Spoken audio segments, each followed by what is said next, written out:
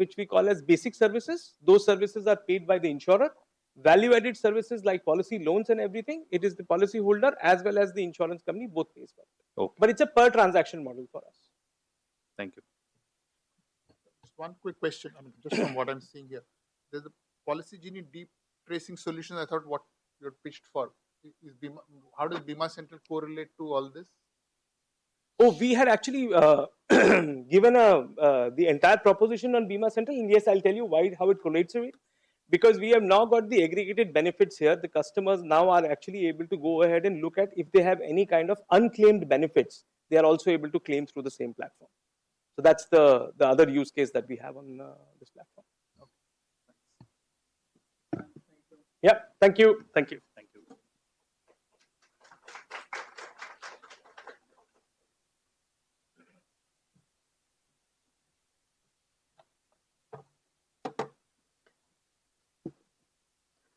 Is the team from Jakarta here?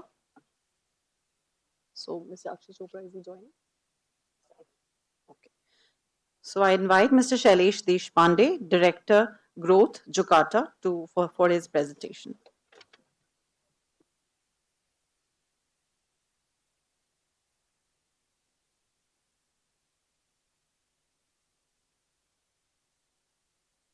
To present how Jakarta is leveraging technology, data and analytics to really push the envelope on how lenders in this country lend. We are a B2B company. We largely enable credit intelligence and automation for the digital world. And I'm going to talk about specific use cases as I move forward. At its heart, and it's in its probably most simplified form, what we do at Jakarta is to help our lenders identify and enable the good actors, which is to unlock their individual data assets, whether you're a retail or MSME customer, by providing them analytical insights and scores, which will allow a lender to onboard a customer and offer them a financial product very quickly and in a digital fashion. We identify and restrain bad actors, and what I mean by that is everything from KYC compliance to transaction monitoring, fraud detection, all the things that a lender needs to do in order to service their customers, whether it's a retail or an SME customer, a liability or an asset customer. We deliver everything on a single unified platform. And the value we deliver to our enabling institutions is to allow them to scale rapidly and responsibly in a manner that they can optimize their costs, they can service their customers better and reduce their turnaround times. What we offer in the industry today, and this is a platform that has been re-engineered over the last decade or so, is a modern microservices-based enterprise as well as SaaS platform that any lender can plug into their core stack, core banking, loan management systems, CRMs, etc., and start lending in less than 60 days across retail and MSME. The platform comes pre-built, pre-integrated with the entire enabling digital ecosystem in this country, whether it's your identity sources, address verifications, fraud checks, credit bureau checks, e-sign, e-stamp, everything is pre-built through an API gateway. We also offer digital experience, or the product and platform can be exposed as an embedded product for any of your brand partnerships. Today, this platform is leveraged by more than a dozen large banks, a few NBFCs and fintechs, and we have disbursed more than $2 billion or more than 15,000 crores on this platform already. These are some of the institutions that we work with. As you can see, it's a combination of large PSU, private sector banks, NBFCs, as well as multinational banks. But what we realized very quickly was technology doesn't really solve the problem. While banks were able to leverage the platform and they were able to collect a lot of data through account aggregator and consented data sources, what was really required to lend confidently to new customer segments was to understand them better. And this is where we also 5 years ago started an analytics practice where we built retail and MSME scores by leveraging banking and GST data in those two segments. These scores have been back-tested by some of the largest lenders. They have been proven to have great correlation with their credit default behavior, and these are adopted by many of the large lenders already. On the retail side, we essentially look through a customer's bank statement data and build a behavioral score that really captures the nature of how they spend, how they earn, whether they borrow frequently, whether they are, in terms of salary, income, inflows and outflows, any anomalous behavior in terms of, too much spending on online gambling sites or crypto investments, which could be flagged off by a banker. And essentially, we distill this down to a single score, which can be used by a lender to lend not just to new to credit segments, but also to look at their ETB base and curate them from a pre-approved offers. There's a lot of AI and natural language processing that runs behind this to correctly identify, understand, categorize these statements, and classify them in order to understand the customer's behavior. Similarly, for the MSME, we have a unique and probably first of its kind in the country GST-led score that looks at several different dimensions of the small business through their filings with GST, and it essentially gives you, as a credit manager or as a banker, it gives you a quick real-time view through this dashboard, as well as a score which is now being adopted by many lending institutions as part of their onboarding and underwriting decisions. It enables, we have scored more than 125,000 MSMEs through this platform already through our lenders. And it essentially allows a straight-through process for the MSME segment, which was previously not possible. It also provides very interesting and deep dive into portfolio analytics at a CRO or a CCO level, where we have these regular discussions with the leadership teams to even fine-tune and tweak their credit policies. In terms of business impact, what the platform and the analytics have managed to do is we have helped our lending partners reach new customer segments and also harvest their existing base through pre-approved offers, launch products faster, go to market faster, drive an ecosystem strategy where they can now embed their credit products into marketplaces that people usually transact on. They have reported significantly higher productivity because of the digital and straight-through nature of a lot of these products. The TAT has been lowered, costs have been lowered by up to 60%, and portfolio growth for many of our lenders is 3x or higher. So that's a significant achievement that has happened. The last thing I want to talk about is us as a company, as a private company, giving back to the ecosystem through this first of its kind MSME index that we have built jointly with SIDBI. What this index does essentially, it showcases the actual macroeconomic activity happening in the MSME sector in this country.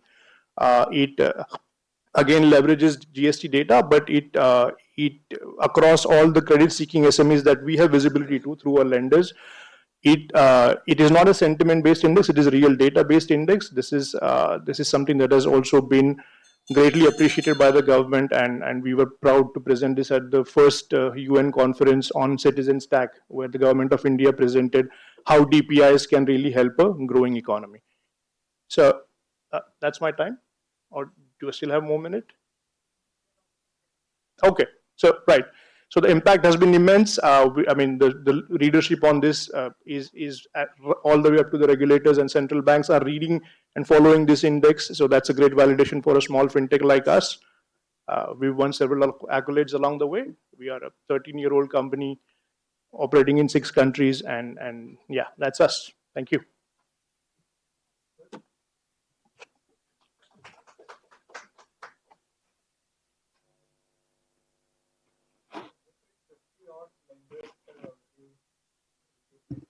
Right, sir.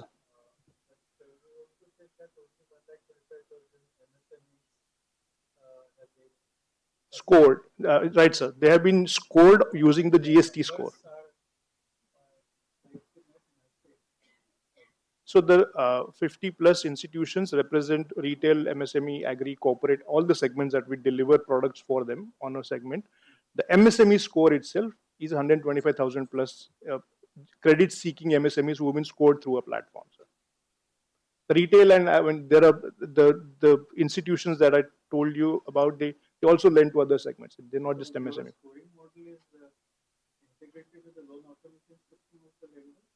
Yes, sir. So it's we ourselves offer a digital lending or a loan automation system. So the scoring model comes as a part of that. Sure, sure. Right. It gets integrated, sir. It's in the digital journey that a customer gives consent, and the data pool is real time, and the score is generated in the real time. So the model is yours or is the banks? No, it's a proprietary model Of Jakarta. Of Jakarta. That's correct. And banks are using that? Banks are using that. That's correct. And what do they use it for? So they use it for onboarding of MSME customers. It's a part of their credit underwriting and decisioning policy, and also for monitoring. So it is one, what are you offering to, it is one part of 50 things they do, or they are using this as the core model to underwrite?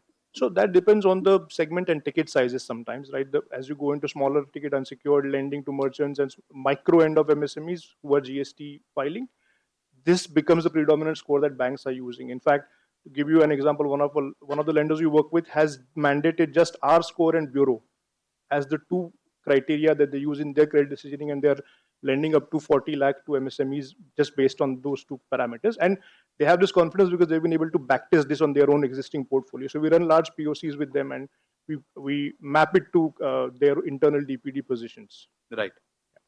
Thank you.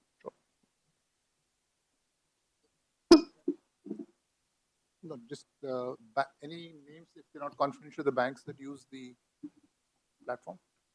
Sure. On the scoring side, SIDBI uses it they're probably one of the largest and earliest adopters of a score. ICICI Bank uses it. Standard Chartered Bank uses it. DBS uses it. And in the public sector, we are piloting this with Bank of Baroda and Central Bank shortly. Sure. Thank you. Thank you. Thanks, everyone.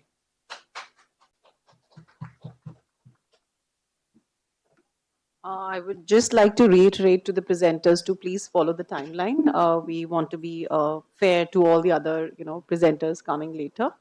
I would invite Mr. Mohit Srivastava from CISO Perfios.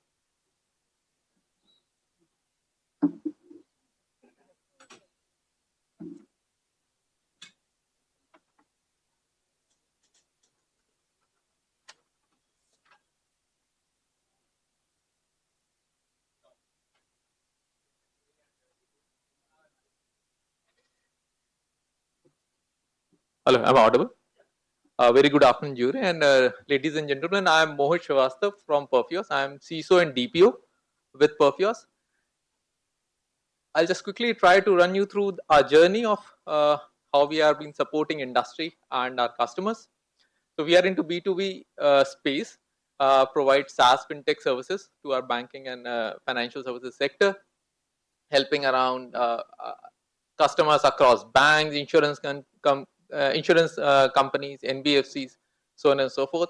We have from the security side of it, we have multiple accolades and certificates standing on to us, showcasing how the security remains the undercurrent. We are present in 18 plus geographies, and the funding is around 435 million, and we are serving around 1,000 plus customers across the globe. We have 75 plus product lines to offer to our customers.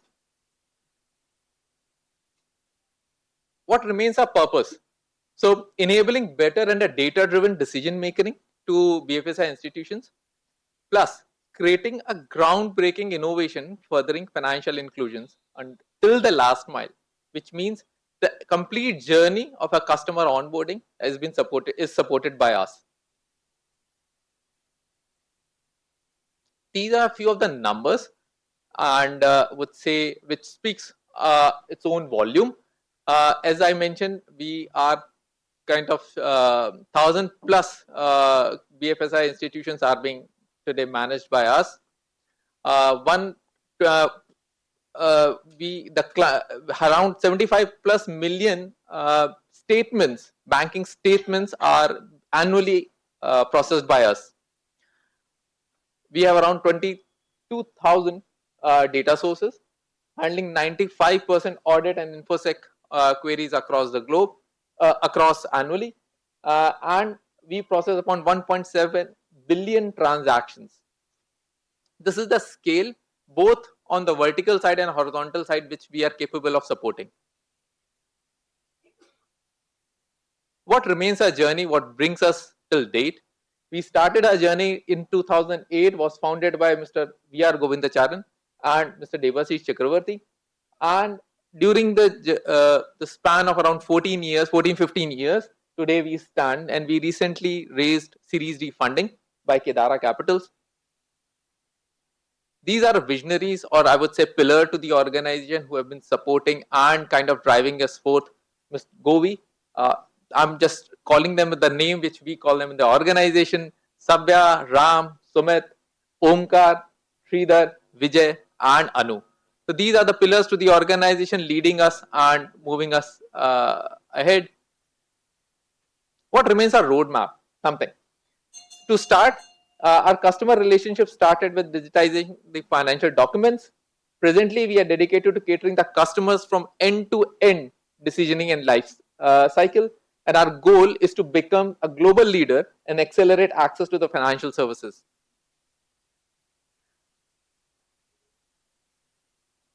Sorry.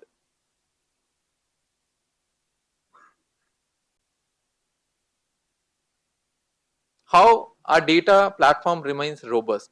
These are the data sources where we are, so 2000 plus data sources we are collating and collecting the data from. We extract, we analyze, we curate, and we process, and we provide all the information to our respective customers, helping them in decision making, in credit risk, in fraud analysis, and these reports are submitted to the customers to help them in their journey. What journeys we support, and this is something worthwhile to have a look at. On the sourcing side, we have a lead gen. These are the product lines which we are offer, and this is a glimpse of it. And around 25 million targeted leads from the database from over 25 million entities. Origination and onboarding, this is a different second journey which we support. Our product lines being one click and one bridge. Onboarding and verification, one KYC, where we check liveliness, employee verification, AI powered verification. Just to mention today, we are also soon you are going to have the deepfake identification in the product. So these are all in a pipeline. Aggregation and document analysis, one connect and one site. Fraud analysis and due diligence, one detect, one view, and one cam. Decisioning,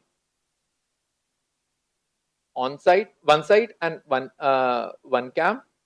On the customer engagement side, I would just take a quick 2 minutes. One wealth, monitoring, early warning signals, and for the fraud controls, and last but not the least, collections and skip tracing. So 20% is the success rate of the solution. So this is the complete journeys which our organization support.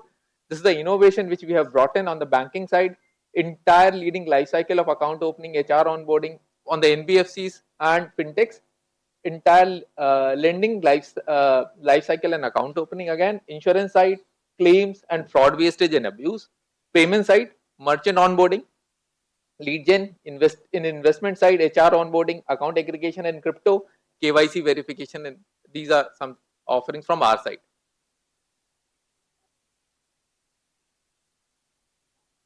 The bug, sir.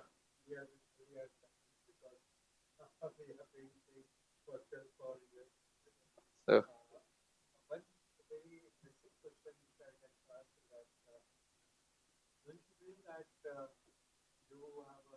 saturated growth within the country and we should look more beyond the organization. What's your focus? Sure, sir. So I'll answer this in two forms. So first part is the ideology of the organization remains that the innovation is the key to success. So it's not only that one sector only or one segment only we try to look at. We are expanding and we are bringing in new innovative products which we can cater across the industries. That's one. We are also expanding in multiple geographies as we speak. So 18 plus we are already present, though the presence remains largely in the Southeast Asian region for now. But we are also looking for other geographies to expand to. We are continuously working on those lines. Despite so much of efforts, so many measures in sector, if you look at the recent budget also, there's a feel that MSMEs are not getting funded That's correct.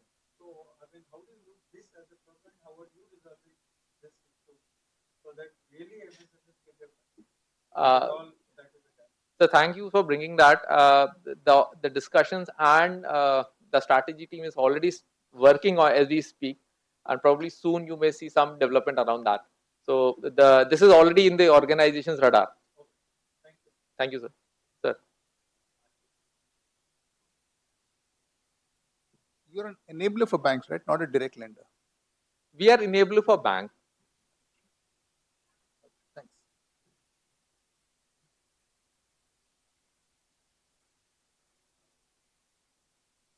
Okay, thanks a lot. Thank you, everyone.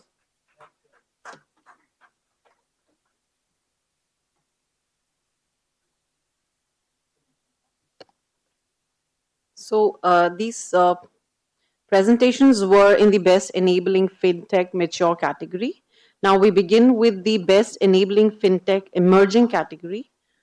The next presentation is lined up by Decentro Tech Private Limited, Mr. Vaibhav Jain. He's the Senior Vice President of Decentro. Welcome to FICCI.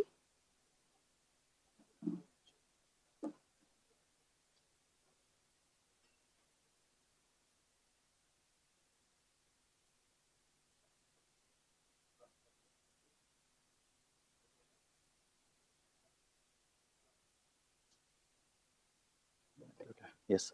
Decentro is a fintech and a lending infrastructure company. Right, we were founded in the year 2020. We are a 4-year-old company spread across 4 cities in India with a strength of 70 members. Essentially, what we're trying to do at Decentro is help our customers to launch their fintech products faster, right, using some of our modules.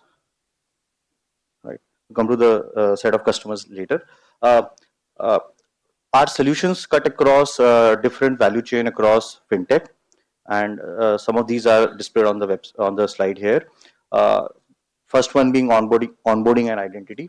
Here we help our customers to accelerate their customer acquisition via digital channels. This is a use case relevant to both individual users and business users. We have a suite of APIs which help these customers to easily plug and play into their existing platforms and then go live with their financial product offering faster in the market. Second for us is the payments module, where we are an RBI approved payment aggregator. We received a license this year. Our stack is foundationally built on UPI, and it helps our customers to accept payments or disperse payments using UPI as a fundamental stack.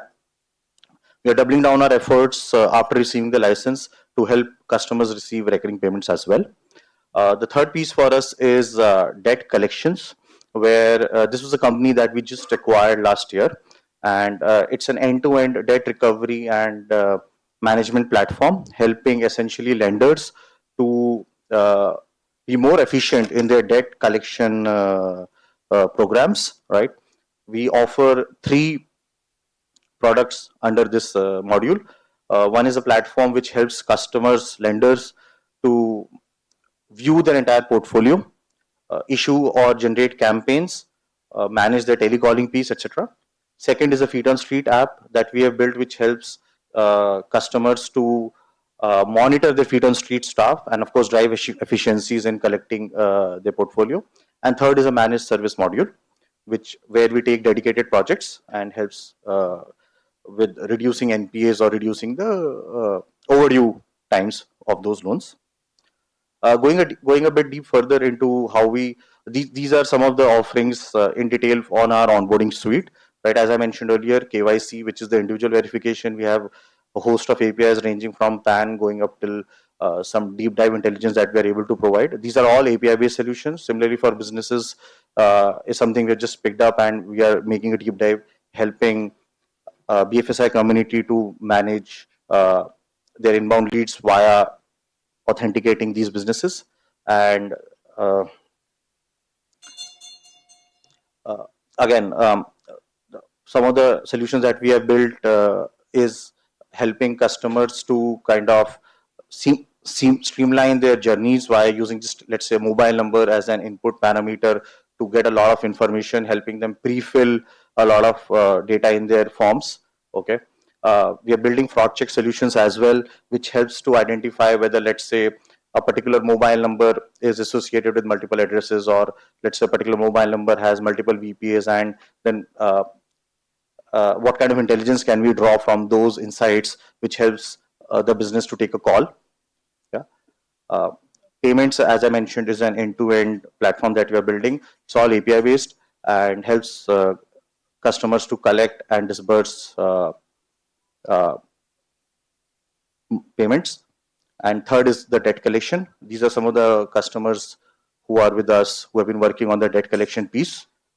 Yeah, yeah, that's what from us.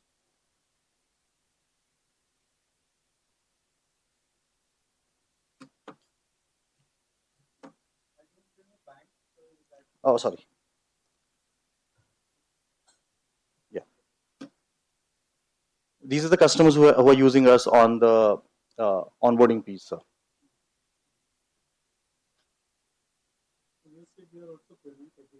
Yeah. On the FICCI side, how many FICCIs are integrated? Financial information provided. Not account aggregate, payment aggregate. Yeah. So we have multiple bank integrations at the back end. Okay, really? Okay. Yeah.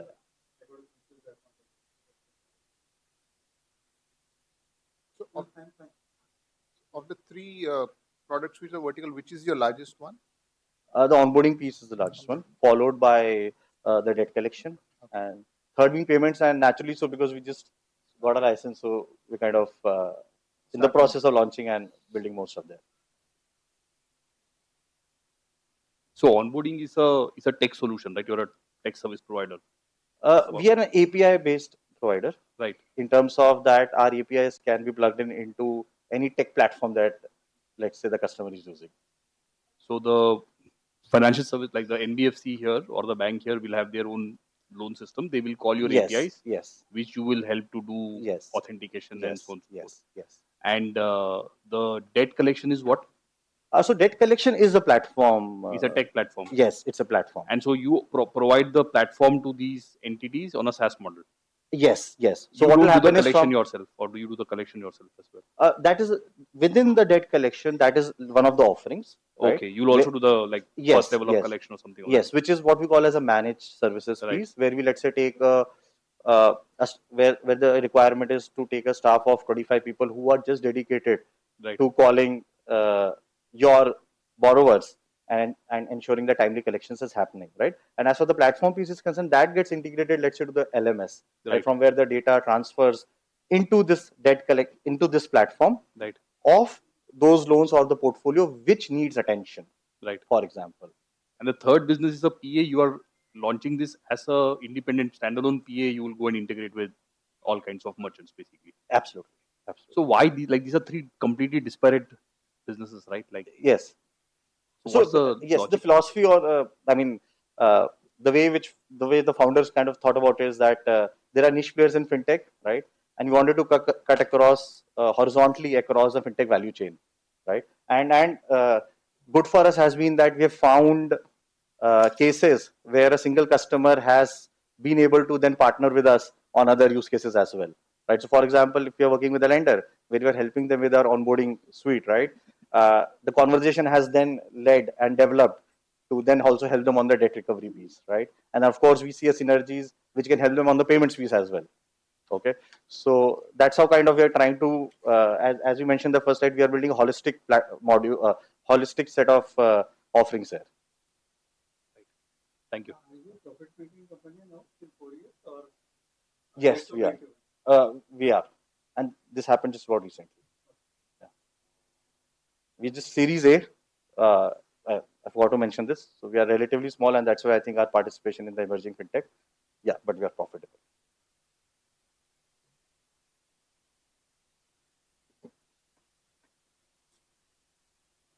Thanks. Yep. Thank you. Okay. All right. Thank you.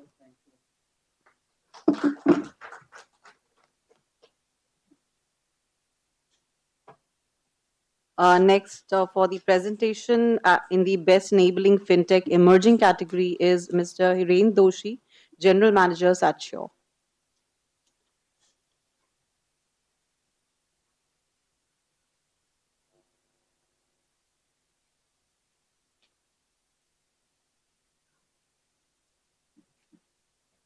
Good afternoon, everybody. Good afternoon, jury.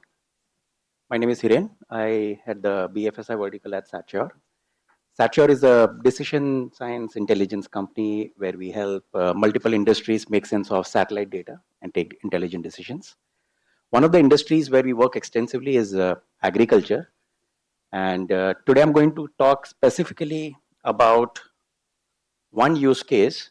We do multiple things in agriculture, but I want to focus primarily on one use case, which is solving a very big problem in our country, which is access to formal credit by our farmers. Why is this a big problem? Today, half of our country depends on their livelihood on agriculture income, and of which 82% of farmers today are smallholders, essentially, which is owning less than 2 hectares of land. And according to RBI's own stat, 40% of those today lack access to formal credit. We have been talking about making formal credit accessible to farmers for over 30, 40 years now. However, we still not solve this, and we are taking a stab at trying to solve this at scale. Our goal is to make access to formal credit a universal right and not a privilege for farmer of any size or scale, and making agriculture lending as a profitable business for most banks and not just as a constraint due to priority sector lending targets. Our first milestone, which will tell us that we are on the right track, is to enable formal credits for 10 million farmers in the next couple of years. Just to substantiate the problem which I was explaining earlier, today the agriculture credit is roughly 12% of overall credit in India. So if you see, there is a big discrepancy in terms of the population which depends on this particular industry and the amount of credit available in the industry. 55% of population depends. However, the credit is only 12%. Even if you consider the contribution to GDP, agriculture contributes close to 18-19%. However, it's only 12% in terms of credit. However, we have realized some of the challenges which lenders today, including banks, NBFCs, microfinance companies, who face while disbursing agriculture credit. Some of them are listed here. There are plenty more. However, we have addressed on solving some of this one, which we believe will unlock a scale. First is it's a very lengthy process because of lack of access to alternate data. Today, 1/3 of our farmers still are new to credit. So there is no data on which the lenders can actually take a practical decision, increasing the cost of servicing, because of which the loan approval rates are pathetic.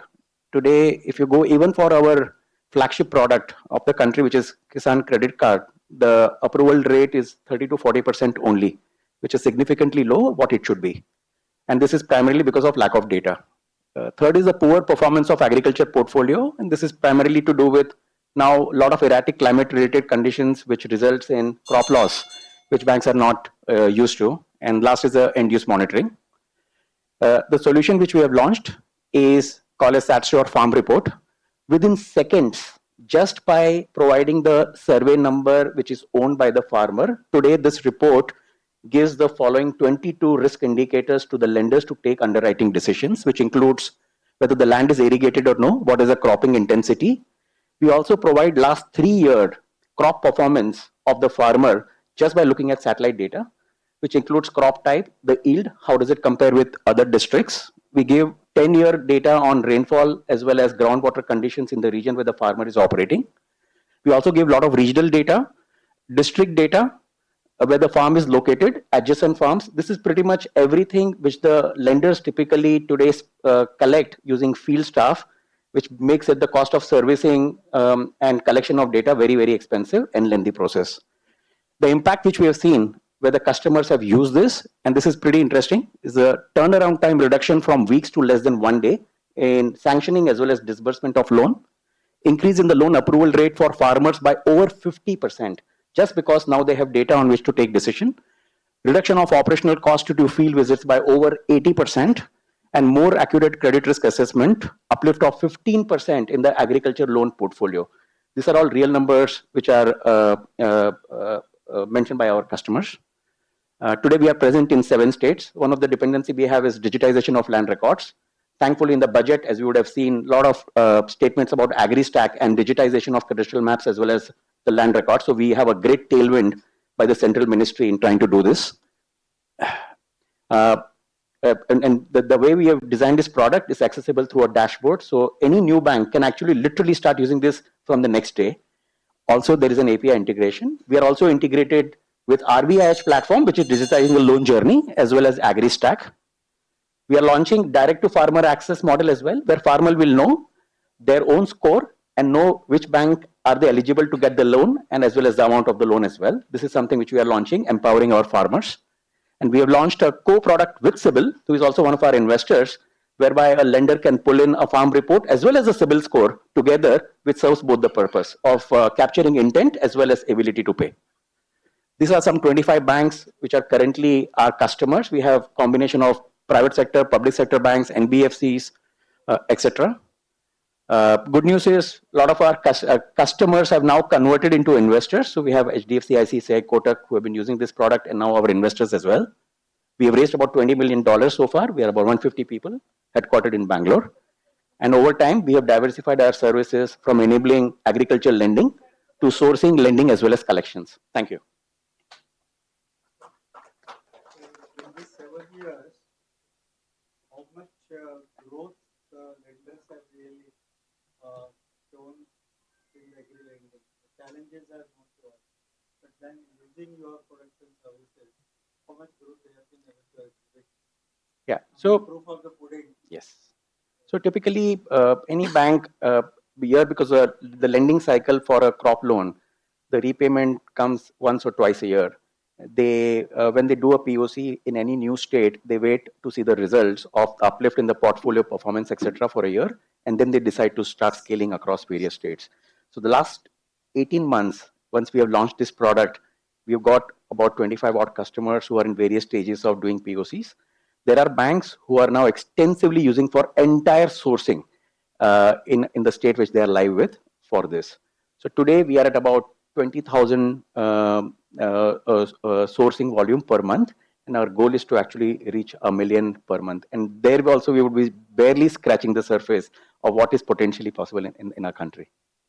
Are the banks really getting the new set of customers, or the information is getting collected only for the existing customers? No, this is new. This is completely new sourcing. And in fact, because of this data, the farmers which would have been rejected earlier, because lack of data or if they are new to credit, are now getting approved because this data allows them to do a correct estimation of farmers' income and the consistency of income over the last 3 years, which allows them to not only decide the scale of finance, but also the risk in which the farmer has been operating based on the climatic risk conditions of the region and take a very informed decision about lending. So this has actually unlocked a lot of new customers. The approval rate, which was 30-40%, has shot up to 70% because of the access of data. So this has allowed them to onboard new customers.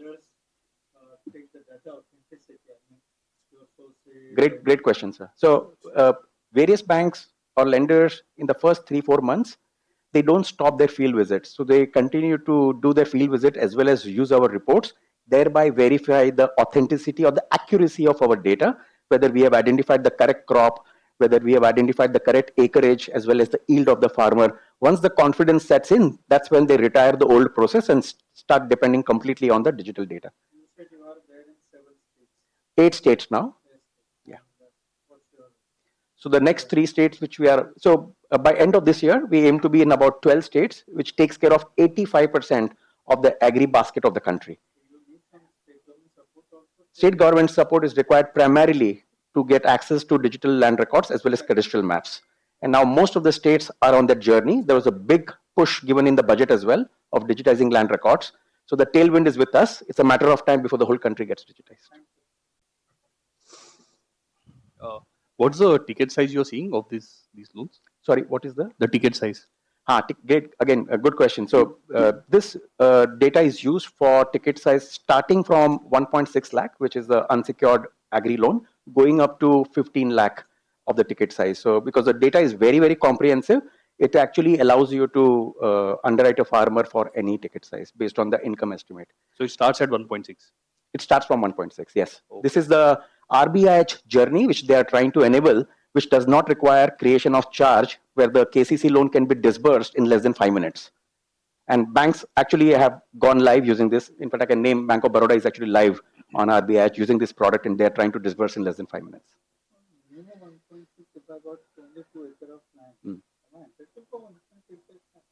1.6, yes, all farmers are eligible. Sorry, beyond SEMA. This is beyond the small farmers, medium farmers. So up to 1.6 is unsecured. See, up to 1.6, sir. Yeah. So Under one. it's only authentication. Yeah. Under 1.6, there is no need for charge creation. Up to 3 lakhs, the government subvention scheme is applicable, where central government subsidizes the KCC loan. Beyond 3 lakhs, it's called as a large ticket size. Your revenue model is primarily driven by the bank. One question. And does a farmer need to sign up anywhere? Is there any consent angle to any of the data? No, none of this data is PII. It's completely through satellite and adjacent data, which is made available. So there is no farmer angle. We will launch direct to farmer model, which I was explaining, where all the farmer has to do is give us the lat long of their field, and we will tell them what is the loan eligibility and which of our bank partners they can walk into and actually get that loan. So that's something which we are launching today, which I believe will truly empower the farmers with knowledge of which banks will give this. But today, absolutely no touch. So no friction trying to onboard any farmer, which is a very expensive proposition. So today, banks uses this either through API integration or dashboard. So source of revenue is banks. Source of revenue today is, yes, the lenders. Absolutely. They pay for Lenders this. based on amount lent or for the technology? No, right now we use a pay-as-you-go model. So every report pull, either we charge per plot or per pull up to a certain number of plots. So we have flexible model on that. NABARD has validated your product? Yes, so NABARD is fully supportive. We have met Mr. Surya Kumarji multiple times, and he's very supportive of this model as well. In fact, we also have MP Grameen Bank, Odisha Grameen Bank, so that there is a real push to even have our RRBs and DCCBs try to use this and push as much as possible digitally. Thank you so much. Beyond RBIH, are people integrated with you, or it is only via RBIH? Yes, so OPL Jan Samarth as well. So wherever we are trying to do digitized agriculture loan journey, we are the default satellite data provider. Thank you. Thank you so much. Yeah, excuse me. Yes. Do you have any analysis, delinquency analysis against your customers? So banks typically don't share. It's a confidential data for No, banks. it's better. If you have the delinquency analysis, then you can promote yourself better. 101%. So what I was trying to say is that banks will not let us share that in front of everybody. However, banks will never expand business with us because you unless they are have. claiming the data what you are sharing is the accurate. That has to be compared with the delinquency exactly. Exactly. So banks are doing that. I'm saying I So cannot. banks are not doing the delinquency analysis basis the SATCO. They are doing. No, I don't think so.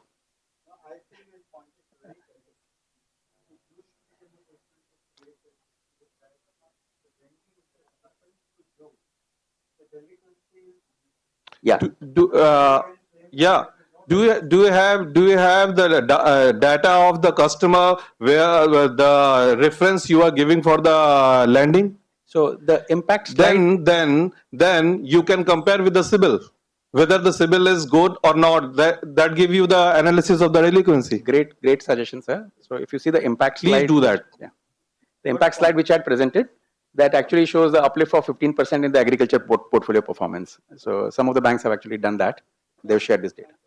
Thank you so much.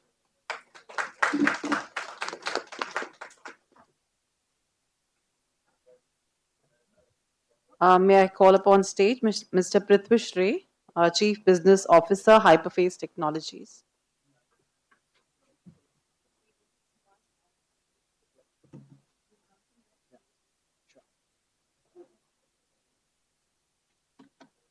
Good afternoon, ladies and gentlemen, and members of the jury. My name is Prithvish Ray. I'm the Chief Business Officer at Hyperface. Hyperface, we're the definitive credit cards innovation platform, and credit card is just a form factor. So, of course, it's about payments, and I'll touch upon that very briefly. About us, I mean, suffice to say, Ram Aishwarya, the co-founder, and we've got a set of people who come with fin and tech background, right? So I'll talk less about us and more about what we do. Our bank partners, these are signed CUG or implemented. So we're privileged to work across 4 banks, across the entire credit cards, and of course the whole line on UPI, covering around 6% of the market. It's around 6 million cards, give and take, with 103 million CIF. Brand partners, we currently work with 10 brand partners ranging across consumer brands, NBFCs, fintechs, and I'll tell you exactly how we partner with them. Our product suite broadly, if I were to categorize, are 4. One, modular onboarding journey. We call that Onboard IQ. Second is the co-brand wrapper model, where essentially for co-brand cards, how we use the bank's core services, APIs, and then wrap around them. Smart Engage, which is a portfolio management, right? As the name suggests, you engage with the customer and talk to her like you know her. And of course, Credit Pro, which is the line management, credit line management, both for credit cards and now, of course, with the fast evolving line on UPI. Today, I'll cover the first two for 2 reasons. One is that's where you're actually able to demonstrate, right? In onboarding, that's the first touch point. And of course, in embed next or co-brand, that's where the regulator is particularly keen for the right reasons, that we have the right guardrails between a bank and a brand and how we are facilitating and making things simpler, faster, and better. First, onboarding journey. Now, what does it mean for a co-brand partner? Great tech is great, but till it delivers real business value, it's perhaps just about that, right? So when we say modular onboarding, we do a simplified user journey. That's what you get for a brand, right? Your customers, 2 clicks, 3 clicks. Again, between an ETB, NTB, if I'm your premier customer, shopping X lakhs in a year versus Y, how do you differentiate? Second, better approval rate. Now, these are standard terms. I don't want to just repeat the obvious. I'll show you some real examples of what we do. And third is, of course, the better retargeting, drop-offs. How are you able to go and reach out to the customer and tell her, hey, you missed out? Now, we're just 3 years old, and we just about some of these implementations that we'll talk about has been launched and about to be launched, but we are really privileged to be here as part of the emerging fintech consideration set. The second model I'm going to talk about is our pioneers of wrapper model. Now, what we essentially say is, think about any co-brand card. Now, there's a bank and there's a brand. The customer starts as a brand association or perhaps a bank, but the RBI, over the last couple of years and for the right reasons, has said, listen, there is an element of data which can pass on and cannot, right? And how do you ensure that while adhering to the regulatory guardrails, you still talk to the customer like you know her, you are not giving the one-size-fits-all offers and benefits? And that's why you see, if you see the top left-hand corner, right, there's a brand, Hyperface, and the bank. And we are consuming the core card APIs and delivering the customized journey. So basically, you can launch it 10x faster. I'll give you some real examples of how we are able to deliver co-brand value, right? And this is with a minimal bank and brand effort. Look at these are implementations, right? Ixigo AU co-branded card. What you see on the left-hand side is actually the PWA, the Progressive Web App. It's like an Amazon, for example, if you go there. If you go to the Ixigo app, you see your card, you see your offers. This is through real-time API ping. Again, Aditya Birla AU, 6 variants between the 2 networks, and we've been powering that. Onboard IQ, Titan SBI card, we've just launched that. What do we mean by that? You go to any of the 2,500, 3,000 stores, scan the QR, you come here. Basis your current Titan read, if you are a Purple customer, XYZ, the bank already gets some feed, and therefore the underwriting without diluting credit guardrails are done that way. You, of course, then get to multiple sources. The analytics dashboard, which helps you target the customers, right, which drop off, because you need to find the goods among the bads. And again, here it's not just API tech, it's actually measurable business success. Are you able to get better approval rates? What are your win-back rates? What are your activation rates? Because again, issuing a card, good. Getting it activated in 30 days, must, because otherwise you're going to shut the card. Third, ensuring ongoing engagement. That's when you have a commercially viable business, great customer experience, and a fantastic CVP. And that's what we enable through all the modules I spoke about. We also work across prepaid. So if you see Lakshmi, which is a women-centric customized prepaid program, and we have Fab Money. So prepaid, credit cards, and of course now the whole credit line on UPI. We straddle all 3, currently with the banks and brands I spoke about. Essentially, how we can use API and technology to deliver great customer experience and better business outcomes. Thank you very much.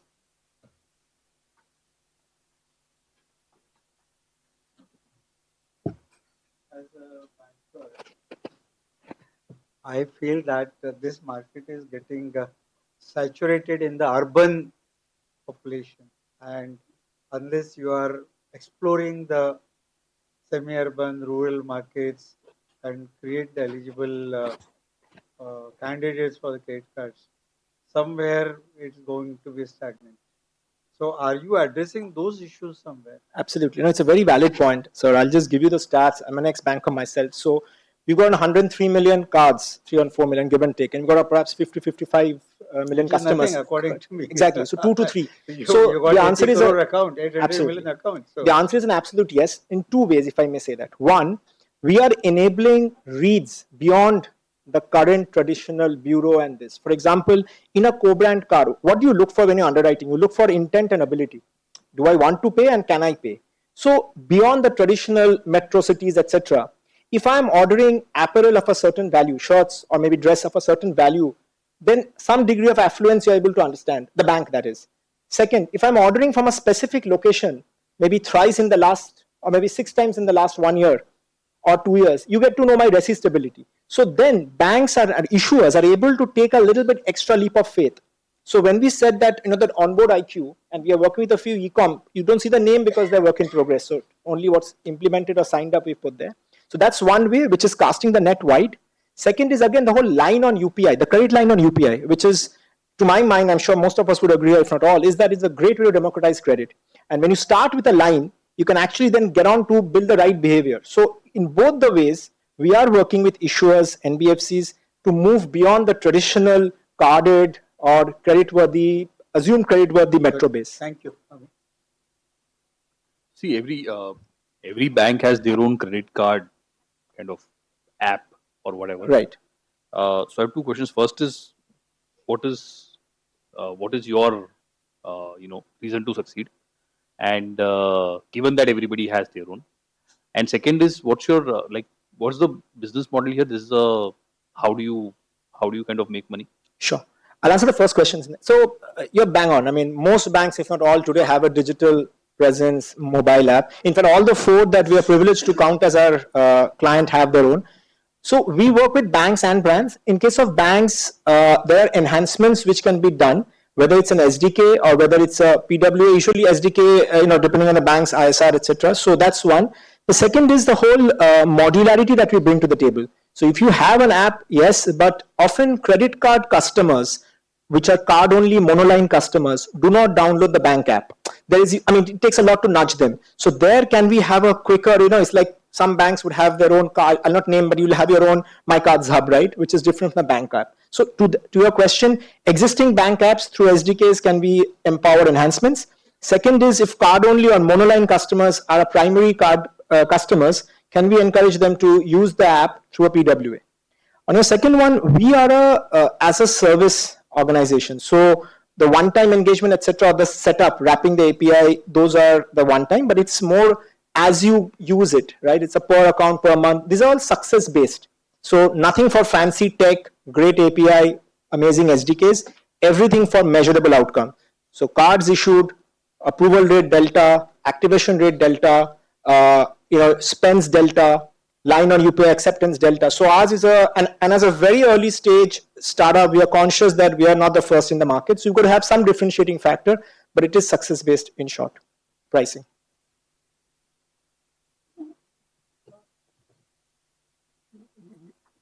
Are brands a source of revenue for you? Both banks and brands.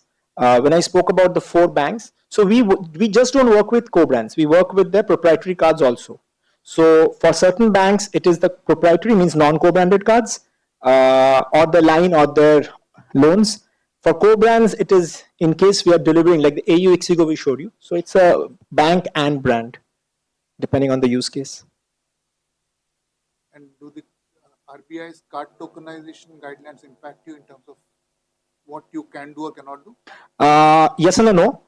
Every RBI guideline we are not an RE, but our clients are. So every RBI guideline, of course, tokenization, we actually use it to ensure a quick activation, but staying within the guardrails. In fact, just to build on your questions, what we are doing now, a lot of times, it's like how you sold iodized salt years back, right? You have to first explain to people why iodized salt is important, creating a category. In our case, a lot of questions come around. So why do we need it? What is in it for me? It's not about choosing hyperphase versus alpha or Charlie. It's about why do I need it? So I would stick my neck out and say, we're in that part of the growth phase as an organization where a part of industry creation or demand creation is happening while selling ourselves. And therefore, to your point, whether it's tokenization, whether the recent 7th of March RBI guideline on data usage by co-brands, those are actually strong use cases to prospects and clients.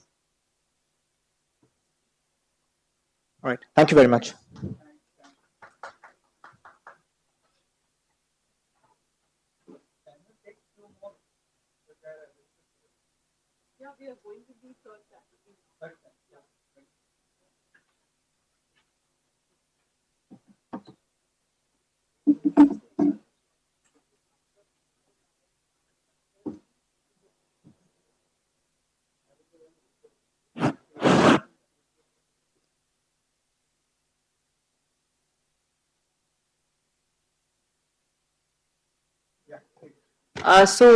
Ladies and gentlemen, we move to the next category, which is the best global fintech pioneer, India to the world.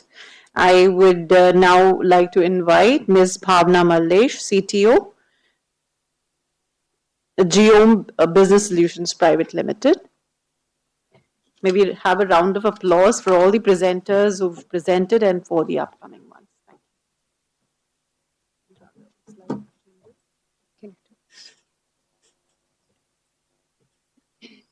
Good afternoon. Good afternoon, jury and members in the audience. I'm Bhavna Mallesh, co-founder and CTO at Geome. So we've been in business for over 12 years and offering innovative software solutions to banking and financial services industries. So we have over 100 plus customers. We started with digitization of policies and procedures, then moved on to identity proofing in 2018. Then we moved on to building an operational risk and resilience platform. Today I'm going to talk about DORA 360 platform, which is a resilience platform, which is for regulatory frameworks like DORA and UK operational resilience. Recently, we secured an investment from a PE in Singapore, and this is to drive our business and tap into the opportunity that we have in Europe and UK and other mature markets. We have several recognitions in the last 10 plus years. We made it to the NASSCOM League of 10 in 2018. Our customers span, Africa, Middle East, India, and now Europe. MCB, FSCS UK, Al Jazeera Capital are all our operational risk and resilience users. They are our early adopters. So let me talk about the problem and the story that I'm going to talk about today.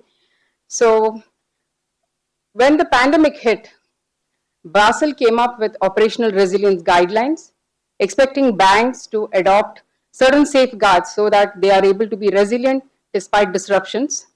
This was immediately followed by Central Bank of England, which came out with the UK operational resilience regulations, which is going to be the deadline is approaching, it's March 2025. European Union came up with the DORA Act, which almost 50,000 organizations, including their third and fourth party providers, have to comply with, and the deadline is 6 months away. So operational resilience as a regulation is very different. It's wide, it is very severe. Organizations are expected to have continuous control monitoring for their ICT risks, third-party management. They are expecting them to have visibility into the critical services that they're offering to the customers, looking at what kind of scenarios that can get disrupted, and these need to be tested periodically. And if you are not compliant, there are steep fines and also suspensions that can happen. The opportunity is huge. It's $2 billion in the next 5 years, $2 billion. McKinsey says organizations are setting aside 5 million to 15 million euros as budgets for DORA. We are looking at a 5 million ARR and focusing on tier 2. We are EBITDA positive, and our business mostly comes from outside India. So like as the Secretary, Shri Vivek Joshi said, we have closely worked with industry whenever we have innovated our products, and we did the same thing for operational resilience. We worked with IIM Bangalore and industry leaders, global industry leaders, to build a framework which we can bring into our platform. And this was also validated by UK regulators. We've secured a grant from IFSCA to further our research in this particular space. Ours is the comprehensive SaaS platform, DORA 360, which comes preloaded with regulations, several frameworks, knowledge base of processes, policies, workflows, okay? And the best thing is we realize that there will be a lot of existing systems. So we have a very comprehensive integration hub so that we can take in data from other systems and create a single pane of glass, which is the need of the hour because of the kind of data overload that banks are facing. The secret sauce for us is Magpie, which is a Gen AI engine, which is bringing in a lot of productivity improvements, whether it is identifying risks and controls in policies, interpreting regulations, creating checklists from frameworks, and so on. Ours is a low-code platform, drag drop, and we are very nimble. So we have a best practices methodology where you can assess, set strategy, operate the model, and test and monitor.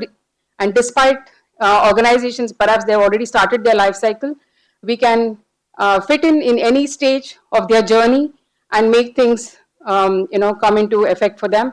And we have different propositions where we can give value in 30, 60, 90 days. These are some of our impact metrics. The biggest is, DORA is calling for senior management involvement and collaboration across the organization. With our existing customers, we are seeing a 90% adoption. Very quickly, people are adopting our platform, and it is also self-service based. So our organizations are able to build their own dashboards with the data that they have. We have forged great partnerships with organizations, both tech and non-tech in Europe and Australia and so on. This is the management team. We have a strong both sound team, which is both experience and expertise based. The 16% of female leadership across engineering, finance, delivery, and so on. We also built a global sales and marketing team because we realized we have to be close to the market that we are tapping in, and we are having several marketing initiatives that are going to come in force, which we are building on, which we have already started.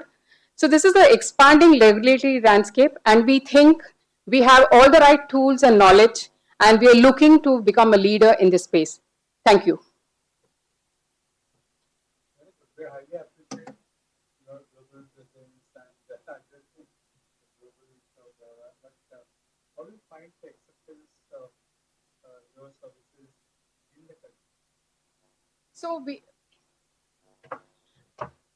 So if you see India, for our other products, we already have customers. PNB is our user. Indian Bank is our user. There are several private banks. Small finance banks are our users. Suryoday is now currently implementing operational risk framework because RBI expanded their operational resilience guideline to include resilience. So they are now implementing a vendor management and BCP for business continuity and so on. So we are seeing that there is going to be acceptance in India as well.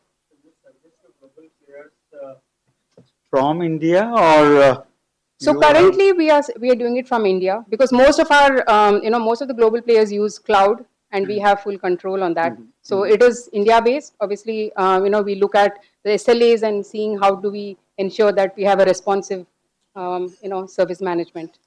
Good, thank you. So you're a services company, is that? No, we are a software product company. Okay. We have built innovative. And what are the big products, the major products? So it's Digital Blueprint, which is our digitization platform, which was used by banks like SBI as well when they did their CRM and core banking transformations, several other banks. Then identity proofing. In fact, we built it in collaboration with Axis Bank as part of one of the accelerator programs. Our focus today for identity proofing is Middle East because we see better revenue from there. Right. And then you have operational risk and resilience. FSCS, which is a government organization in UK, uses the entire platform for resilience management, risk management. Right. Thank you. Sorry, in your presentation, did you cover some revenue number? I heard a ARR reference. Yeah. So far, we were not funded. We were, we are 12 years old and 84 members strong. We were focusing, we had a 2.5 million revenue. But now we've grown the team, we have built our sales and marketing, and we're looking at a huge opportunity. Our investment is testimony that, they believe in our story and that we're going after a larger market. So you still bootstrap or you raise investment? We just raised investment a few months back. Okay. And you mentioned a 5 million ARR in between, right? That's the revenue. So the 5 million ARR is the target for the next year with the team that we have built. We have built a global sales team. Thank you. Thank you.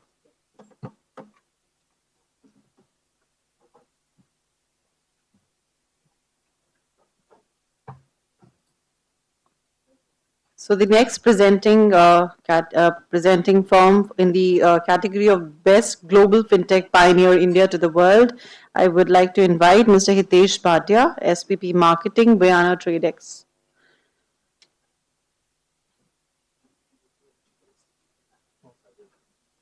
Just hope things work. Hi, good afternoon, everyone, and thank you for having me here. It is a big honor itself to be shortlisted from our 100+ presentations. Thank you, FICCI, for soldiering on with the edition, and thank you to the eminent jury. So I'll quickly start about why not Trade Exchange. So what we call it is, the future of global trade finance. Why not Trade Exchange is an ITFS platform. We are based out of Gift City, Gujarat. And what we do is to provide businesses, especially small businesses, MSMEs, financing from across the globe. If you can see, this is a marketplace. We bring together exporters, importers, and financiers. And I've already talked about, being based out of Gift City, wherein FICCI is the regulator. So it's a regulated platform, which is a big differentiator across the world. And we are a 100% owned subsidiary of Way Network Services Private Limited, popularly known as WINA. Now, we all are well aware of the problems MSME face when it comes to getting affordable finance. So there's a lot of things which are being done, but when it comes to affordable, favorable terms, that is something which is still not there. Plus, add to it the cross-border element, and that makes the choices very less. So what we are trying to do is to bring in not just Indian but also global financiers and give them access to foreign currency loans, make it the whole process very transparent, plus offering factoring as a method which allows MSMEs to not put in a collateral, to not have a recourse to them in case the buyer doesn't pay. And eventually this would, we hope lead to a major contribution towards India's target of being a 5 trillion economy and 2 trillion coming from exports, because having funding is a big issue for exporters. And next, eventually, to contribute to reduce the global trade deficit of 2.3 trillion. So this has been our journey so far. We got a commercial license a year back, and in June we completed 300 transactions. Now we are close to 412 million, and we are the only ITFS platform among the others who got licensed to be at this number, and hence I claim that we are the largest. This is a very detailed, transaction flow for export factoring that we have come up. I will take a few minutes to just go through it. Basically, an exporter uploads his trade documents, our team checks it, shares it with the financier for bidding, financier puts his bid, the exporter accepts the bid, and there's a notice of assignment which is sent to the seller, to the buyer, and basically, and then the financier remits the amount, about 80 to 90% of the amount, to the exporter within 2 days of this whole process happening. And when the due date comes, the notifications are sent by the platform to the buyer to repay the financier. And once the financier receives the repayment, the financier remits the rest of the 10 or 20% odd amount, minus the charges, to the exporter. So we cover the whole transaction journey. We originate the businesses for the financials which are on the platform. Because we are regulated, we ensure we do a complete KYC and due diligence and the transaction monitoring, and take the transaction to the end, when it comes to the settlement of it. Why should SMEs or MSMEs exporters join our platform? We offer financials on platter. We offer multiple credit limits to them. They don't have to be worried about payment delays because the money comes to them within 2 days of this whole process getting initiated. And it is without recourse, it is without collateral. So, this is something which they just don't have an offer when it comes to cross-border trade. And we offer multiple credit lines, factoring limits rather than just one. Imagine yourself, if you buy a home or a car, how many banks can you go to and get a quote, right? You'll probably just go to your preferred bank and get it. Next, why do investors or financials or banks should join? Well, we offer a curated origination, which means that whatever their criteria is to fund, we'll provide them with that kind of customer. And we do the complete KYC AML verification. We do CFT screening, and the whole end-to-end journey is monitored by us to make sure that all the legal compliances are taken care of. Is it time over? Or is it the first bell? 5 minutes over. Okay, so I'll just take 1 minute more. Sorry for being in between your lunch. So we are a truly global marketplace. We have exporters who are distributed all over India. As you can see on the map, we have financials from major financial centers, India, USA, UK, and we have buyers spread across the major corridors of Indian trade, exports, and MSME sellers which belong to multiple sectors. This is our journey. So as I said, we have crossed about 12 million as of today. We are 390 transactions, and the number of exporters as well as their buyers themselves are MSMEs. So close to 100 MSMEs across the globe on our platform, and you see the invoice value. There is a big, flexibility, large or small, doesn't matter. Plus, we are a member of Factor Chain International, who awarded us for our marketing outreach efforts. This is our phase 1 plan, where one leg is in India, and we will focus on the trade corridors of India and these countries, as I mentioned. Our plan to reach out to SMEs across India, partner with export promotion councils, and reach 100 million transaction figures. Medium term, reach out to other global financial centers, partner with digital negotiable instrument activities across the globe, and be the first one to do one transaction and make sure that MSMEs receive the benefit of low cost and instant money transfer. And long term, to also tap into Africa and South America, which have been a far-fetched dream, and eventually have $1 billion a month in the next 3 years. So, I close it with this: made in India, sold in New York, financed in Dubai. That's our big vision for MSMEs. Thank you. So I have a quick question to you that can I compare your product with the domestic trades which are Yes, sir. You're absolutely bang on. It was inspired from the trade success, and the government said, why can't we replicate it, in the international markets as well for MSMEs? So yes, it is that. second question, very obvious as an answer. Your product is supporting the post-shipment facility. Now, the MSMEs would also like your funding for pre-shipment to manufacture the product or collect the product and export it. So who supports them for the pre-shipment? And the lender who supports the pre-shipment, will he allow you to go on the factoring platform? The factoring is in vogue globally for the last 50 years. Yes. So, sir, yes, I agree to the challenges which are there. There are structural challenges, and I honestly wish we could offer, all the products and cover the whole life cycle of an exporter. But, these are unadvised sort of limits where, in trades, your CC account gets, linked. So we haven't seen where we take an NOC. We make sure we take an NOC from the banker. It is not that we work without it. So we take an NOC and only then we proceed further. Banks do permit, even though they have ranked for the pre-shipment. Yes, sir. Yes, sir. So we do not move without an NOC. That's a part of our onboarding process.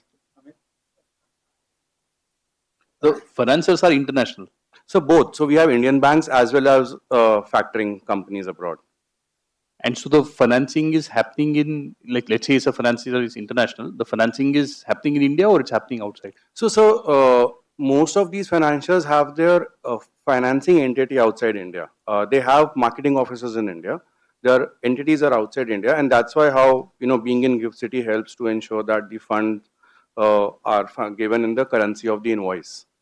So let's say the financing is in dollars. Yeah. So then it goes into, like, it then gets remitted back into the local account of the SME, is it? Yes, it gets remitted back in the local account of SMEs, and because it is a new concept, and so we also go out to the banks to tell them that this is a legal transaction, and from where the money is coming, we offer the full documentation to the bank branches where the money comes, to ensure that banks are not worried about any AML issues.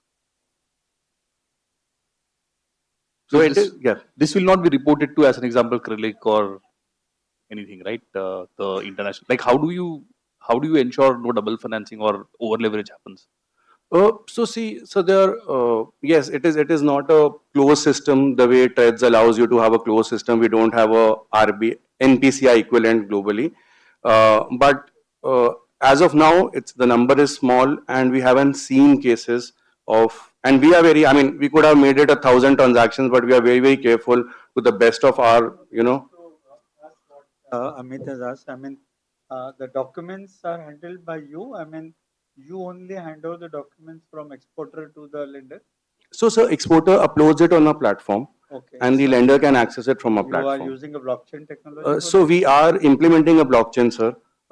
Right now, not, but we are implementing a blockchain, because if you use blockchain, which is DNI, as I talked about, then you have to have all the nodes working on it. DNI is under progress, and that's why I said that hope we soon get to talk about a transaction. As of, it's not a blockchain, it is on our secured environment. Got it. Yeah. Thank you, sir. Thank you for your questions. I hope I was able to explain it. Thank you. Thank you, audience. Thank you, FICCI.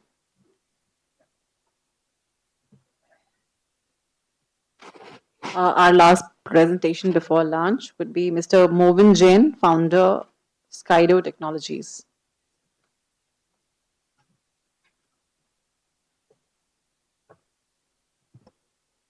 Thank you. Thanks everyone for paying attention in the last stretch before lunch. I'll try to keep this brief. My name is Movin. I'm one of the two founders at Skydo. We are about a 2-year-old company, so probably one of the youngest that has presented today. My co-founder Srivatsan was an exporter himself for a few years. He ran his family business of manufacturing and exported around the world. And that was the idea, that was the trigger for what we are building right now, which is we are helping Indian B2B exporters receive cross-border payments seamlessly and efficiently. The problem is that when an Indian exporter is exporting, when they receive the money, today there's no technology other than SWIFT, which is a very archaic process, and then banks have built their own interfaces on top of it, so there is very little standardization, and money sometimes gets stuck, sometimes there is high cost, there is no transparency, anxiety, etc. So that's what we are trying to solve. India's exports are growing. I think I don't need to spend too much time here, but sure. So particularly we are focusing on e-commerce and services exports, which are the fastest growing segments within India's exports. And the way we are solving this is we give this Indian MSME virtual accounts all over the world. So we've partnered with banks and fintechs around the world to provide these virtual accounts. These are issued immediately when this MSME signs up with us. So within a matter of minutes after doing their KYC with us. So we operate as a payment aggregator, cross-border payment aggregator. We are still waiting for our license. But the moment they complete their KYC, they get all of these virtual accounts. So they can provide these virtual account numbers to their clients overseas. So for the client, it becomes a local transaction in their own country, like ACH, or in the UK, there is FPS, BACS, etc. We are completely transparent on FX. So the FX rate that this exporter sees in Google, we charge a transparent fee on top of that. And that is already known, which means that there is no guessing and no negotiating. Our pricing is also mentioned on our website, which means that we do not charge differently to different people based on their leverage or their negotiating capability. So this is one key anxiety that a lot of Indian MSMEs have, because they don't have the kind of negotiating power that a large company would have. And then it's a no-touch, fully automated process. At the end of it, you also get a document called the FIRA or the BIRC, which you can show to your AD1 bank where you have your current account, to provide them legitimate proof of where this money has come from, and also to the GST department for getting GST refunds on exports.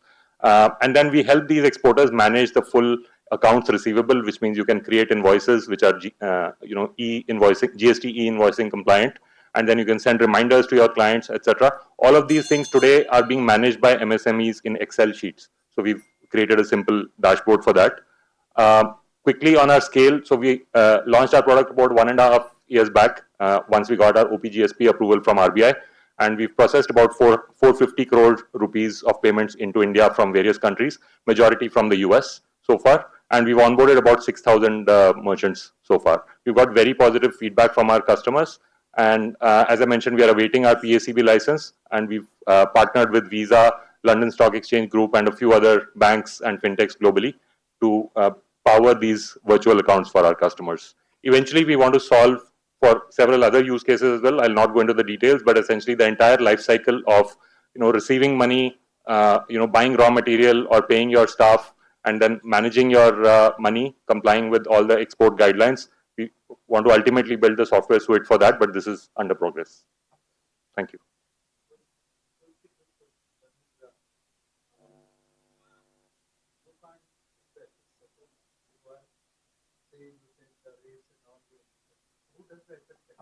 So the bank that we partner with ultimately does it. So because we are a payment aggregator, we have a escrow type of account with a AD1 bank in India. So they do the FX conversion and the settlement.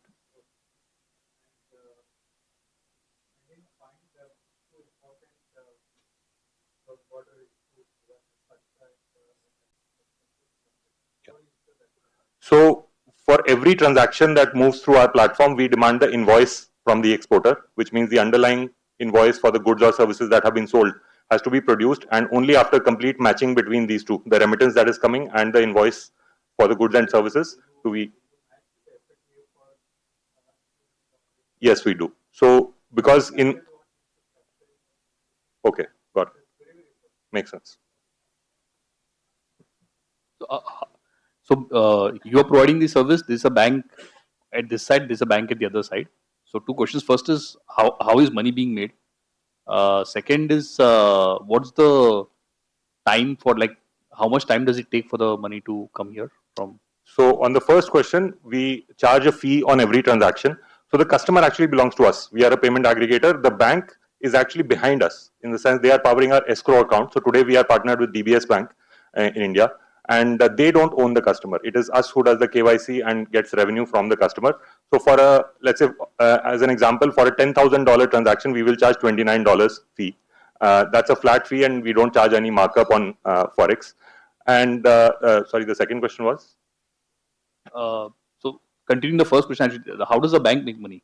Okay, so now in our partnership with the bank that is powering our escrow account here, we have pre-agreed commercials with them. So for all of the FX conversion, everything is being done by them. We are charging the MSME a particular fee, but the bank is charging us something else as their own fee. So some part of this revenue that we are making is going to this bank. Okay, but the bank charges no Forex markup. Like, they are giving you the mid rate. They are charging us Forex markup, but we don't pass that on to the customer. Okay. But we are still able to. You are make kind money. of, okay, in the fee you are kind of figuring out. Okay, and what's the settlement time? So sorry, yeah, 1 business day. So typically in every country there is a different settlement time for the local transaction. So in US, for example, ACH takes up to 5 business days, but Fedwire takes 1 business day. Once the money lands into the virtual account, after that we take 1 business day to settle money in INR into the Indian MSME. And in that interim, the money is where? In that interim, the money is moving from our overseas partner to the India partner, that is DBS. So only once the money comes into India, only then we settle. We don't settle from our own treasury. Okay. Thank you.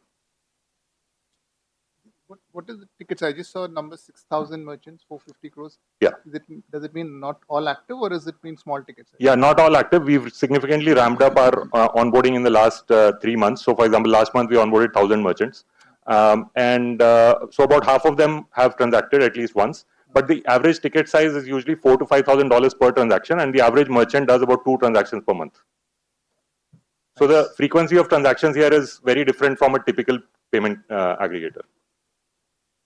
Thanks. Thank you.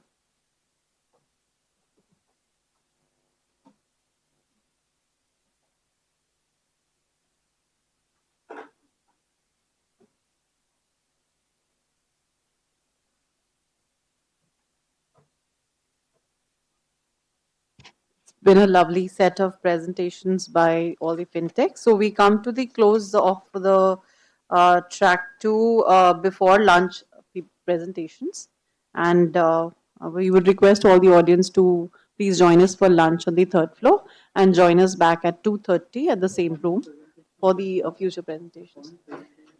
Sir, the categories that we are left with are innovation in RAM, lending, best growing 5. fintech, and around 5 presentations.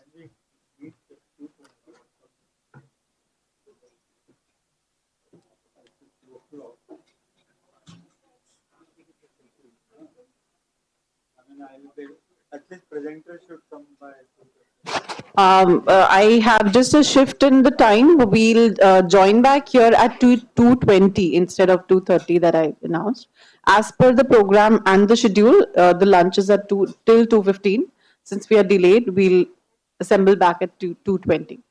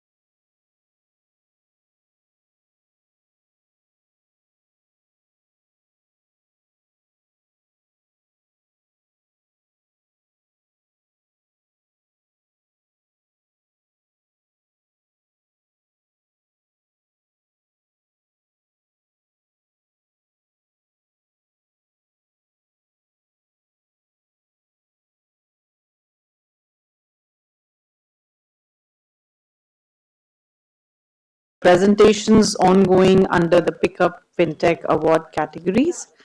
The next category.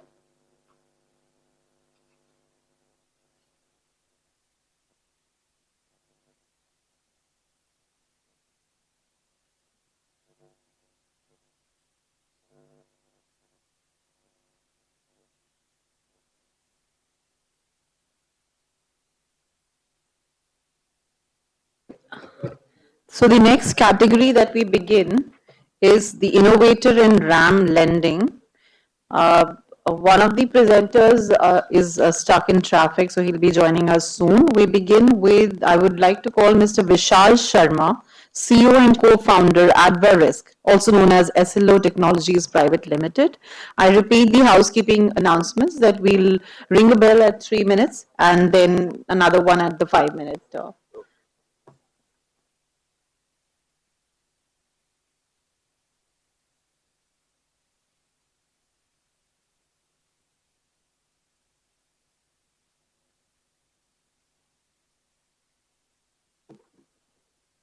Hello.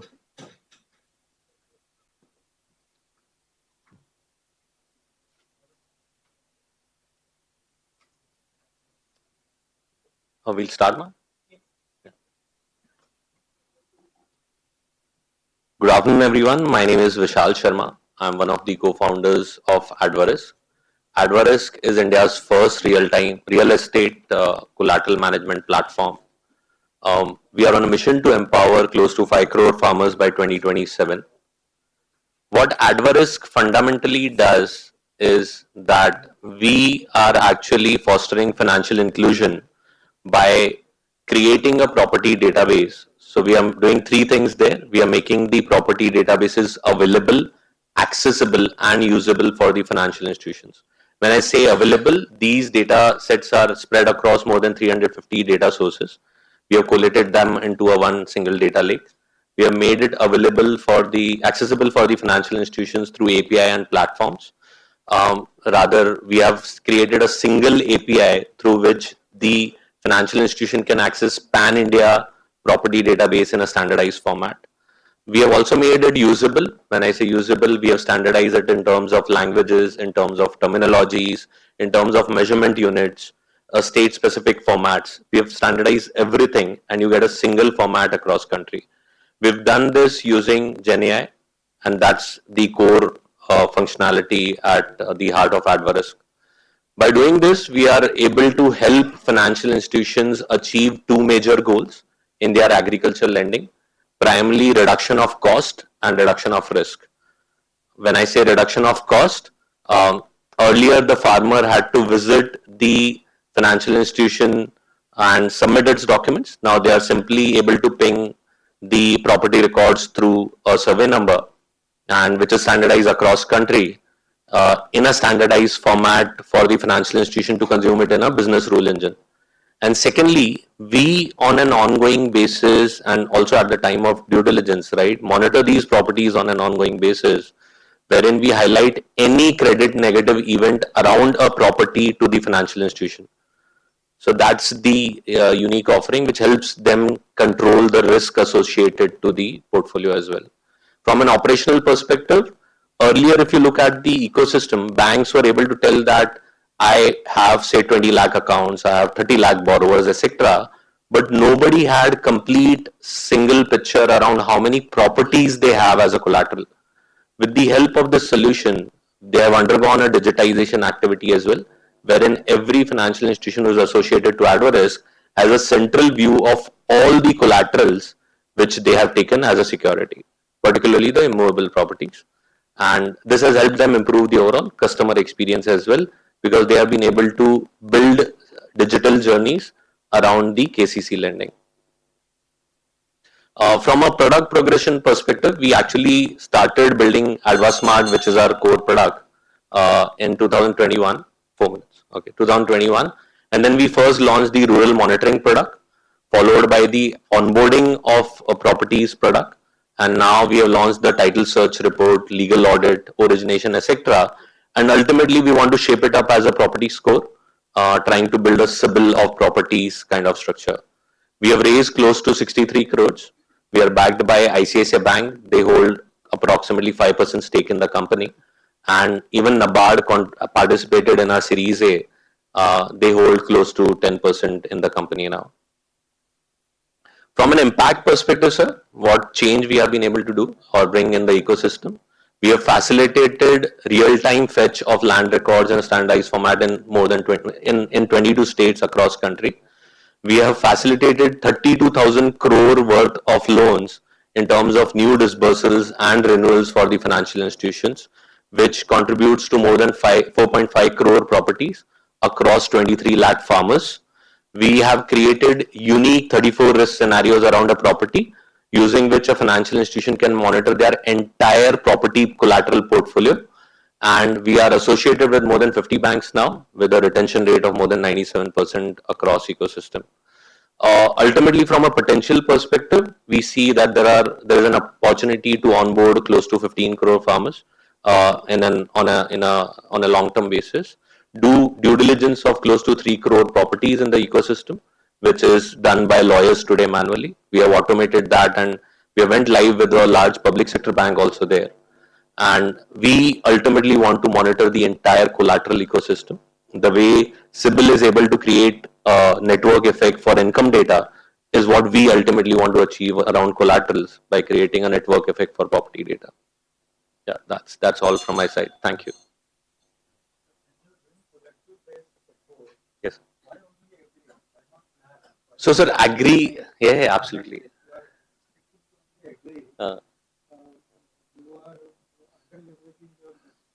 No, sir. So I'll tell you our journey, sir. We first launched something around the urban properties. It was considered as a good to have product in the ecosystem. Then we pivoted to the rural, which is agri. It was consumed as a must have product in the ecosystem. Plus, if we look at the ecosystem, sir, there are. Yes, sir. So yes, sir. So we are doing everything now, sir. Initially, when we started, yes. So, sir, today we are monitoring. Absolutely, sir. Absolutely. The one of the TSR product which we went live with Union Bank of India is the consumer there. They have bought that product for entire country across portfolio. We are also monitoring the entire urban portfolio for multiple banks, sir. We are doing a small piece for.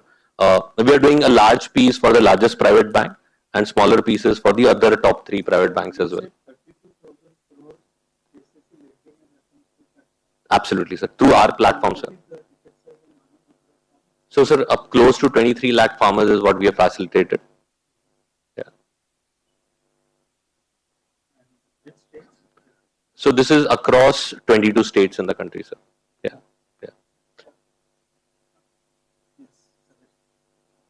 So the solution is you're taking land records from state, and you're also doing some satellite imagery. So satellite is a third-party integration, sir. But our core focus is the land record, because land records are very complex across states. Right. And we are standardizing them. That is the core problem which we have solved for. Okay. And then running risk scenarios on top of those land records after standardizing them is the core functionality. Okay. And our biggest mode today is like we are already integrated with multiple financial institutions. So and it's running already running solution with them. Right. Yeah. Understood. Thank you. And that there's as of now, so no competition per se. Yeah. So what do? You issue a score after that, or you underwrite the risk? No. Sir, we give you scenarios. That's it.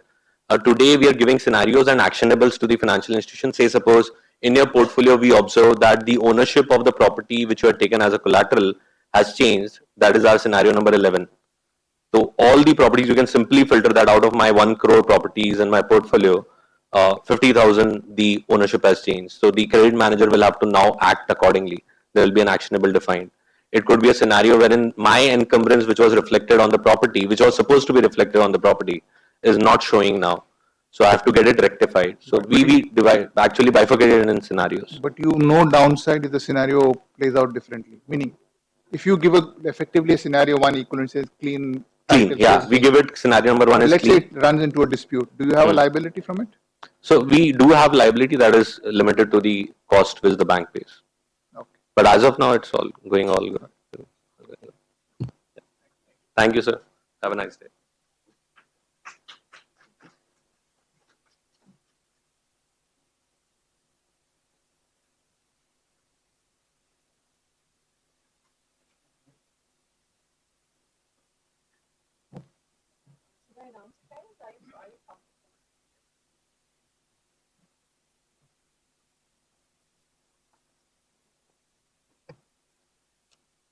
So we begin with our next presentation under the Innovator and RAM Lending category.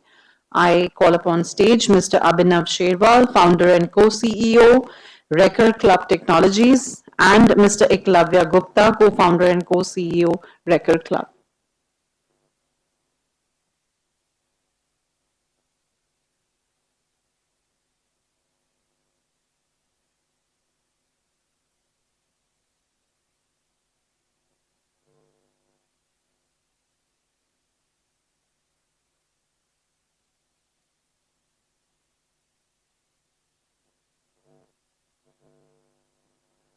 Hello, is better? Yeah. Hi. Hi, Judy. Hi, everyone. Good to meet you guys. So, Record Club is India's leading, AI first debt marketplace.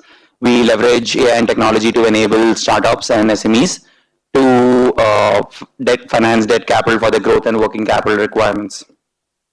We started in 2021. We are backed by InfoEdge Ventures as our primary equity investor and a couple of people from Singapore. So till date, we have disbursed close to around 1,100 crores worth of capital across 1,000 SMEs today in the last 2.5 years of our operations. Our core forte lies in the evaluation of 3,000 plus SMEs and startups.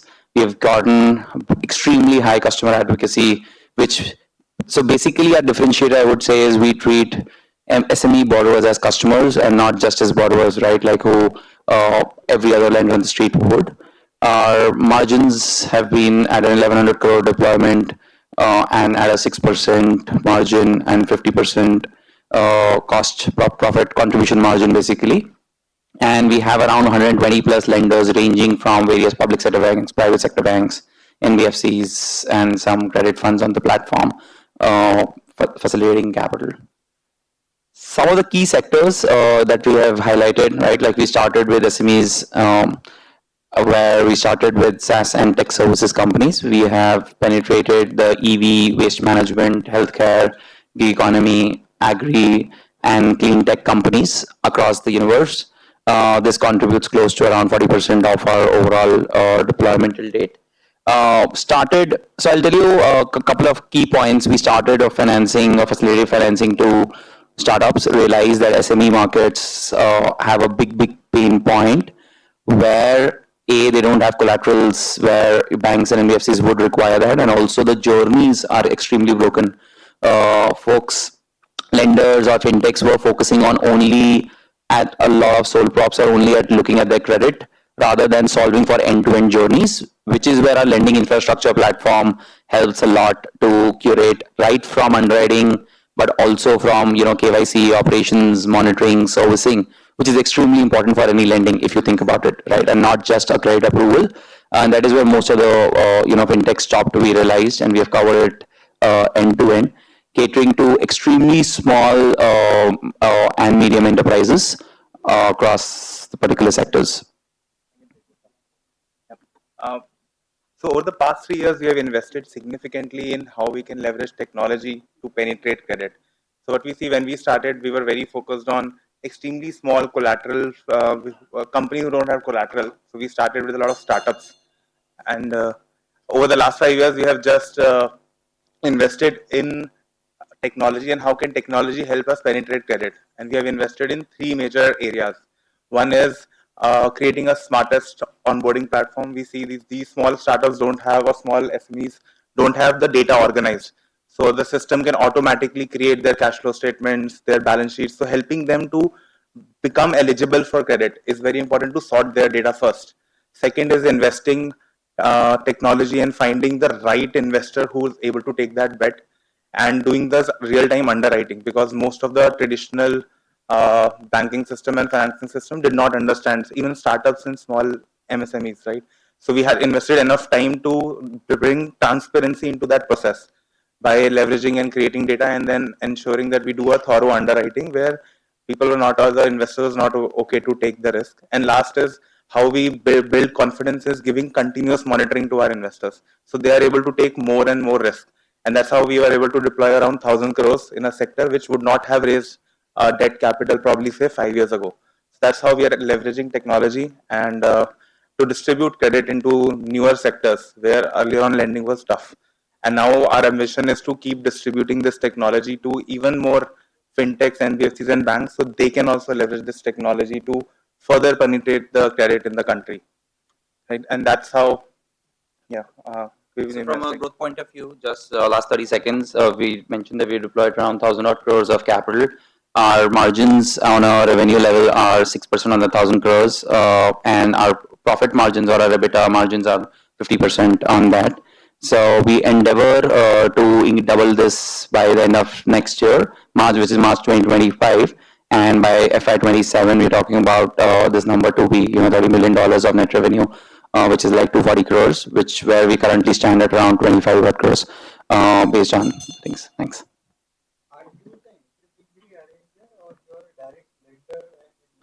We are a tech platform, so intermediary in that sense. We create programs with the end lenders, which is banks and BFCs, and get them on board for the specific origination of SMEs that we do. So we are an intermediary to that extent, leveraging tech. We don't directly lend.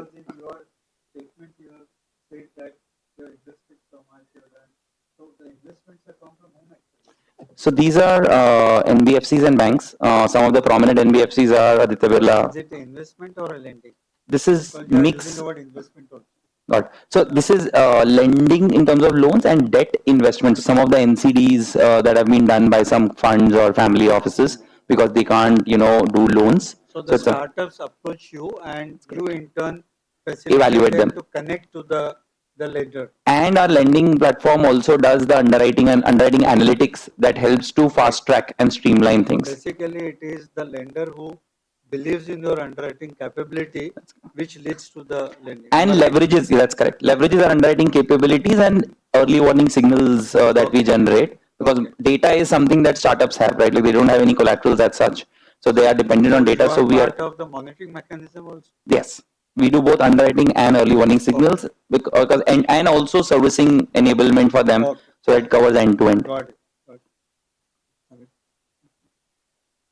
So you're kind of see the companies that you're lending to, like a bank, NBFC would typically not lend to because they don't have.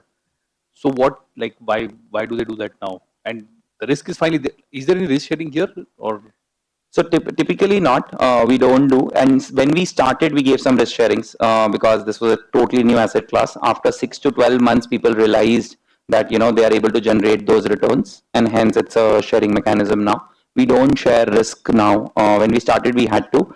I think to answer the question of why, it is our proximity and closeness to data, our ability to structure and give early warning signals that has enabled them to do, right? Like there are a lot of soft signals, secondary and primary, in terms of like employee data, like website traffic data, like any market news, etc.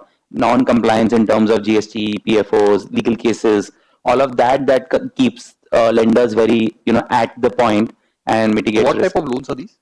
These are typically short-term loans, more like term loans of 12 to 18 months, monthly paying or quarterly paying. So they're term loans? Majorly term loans. We also have working capital, but we have seen the demand for term loans being more, short-term loans And being more. what's the ticket size? Ticket size varies between 10 lakh rupees to around 2 crore rupees. That's the average. On a median basis, it is around 60 lakh rupees today. These are secured or unsecured? These are more like they don't have collaterals, so it is secured against the receivables, but they don't have any hard collaterals. Okay. Okay. Thank you. And the data sources that go into your analysis, what are those and where do you get them from? So I think data sources are a mix of primary and secondary. From secondary, we take EPFO from an employee point of view. We scrape the web and LinkedIn. We put it in our, consolidate it and create a summary. You use AI there. From a financial point of view, we integrate with GST. We get audited financial statements from MCA. We also have built-in Tally integrators to get provisional financials updated. On bank statement, I think that has been a game changer, which has helped us to mitigate significant risk as well. We have created bank statement to cash flow analysis, not only just conversion, but also reforecasting or recasting cash flow into cash flow from operations, cash flow from investments, cash flow from financing, and then assessing the financials. Because startups are a little different from typical sole proprietors, because they have like more formal structures, more complications, etc. So we had to spend a lot of time building those. So bank statement, GST, financials, and secondary data from EPFO, LinkedIn, website. Average age profile of the startup that takes is what? This is between 1 year to around 4 years. Because late stage startups have access, direct access. They have raised a lot of capital. Early stage realized there was a big gap. Thank you, dear. Thank you. Thank you. Thank you.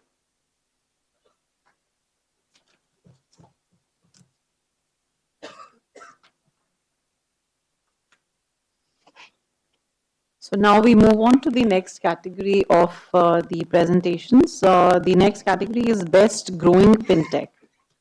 So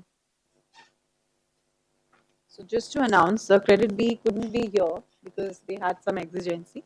So we'll skip. Credit B, Mr. Vivek Veda, he was scheduled to present, so he couldn't be here because of some exigency. So they're sort of withdrawn. Yes, you'll have to discuss amongst you. We'll have to. I mean, if they're withdrawn, then there is only one person. Yeah, so he sent his then presentation. He becomes a winner. Ajao bhai. Can I call Mr. Pranav Raj, a strategy and investor relations lead program? Pranav, make it short here. If you're the solo player, फिर क्या करना है हमको? So, should we take it as absent or what do you take? Or we still need to compare? I mean, that call will have to. Can we move to the next presentation? No. No. Credit B is absenting themselves from presentation. So could they be the part of the competition? Pardon? Without presentation also. Oh.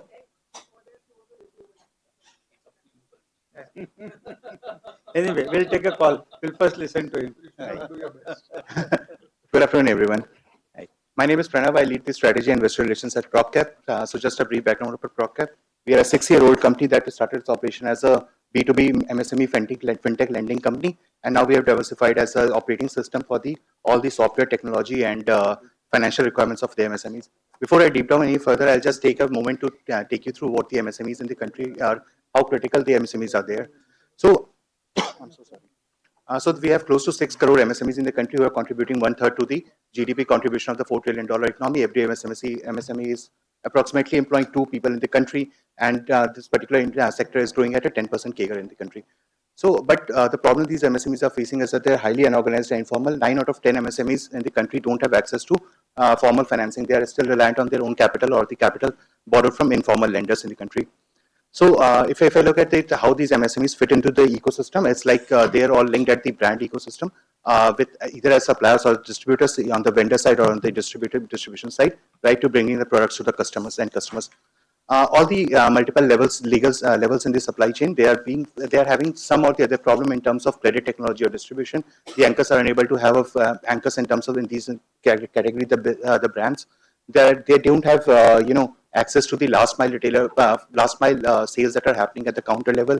They have high working capital cycles. In terms of distributor, they have high market outstanding in the market because their credit is stuck in the market for 60 to 90 to even 180 odd days.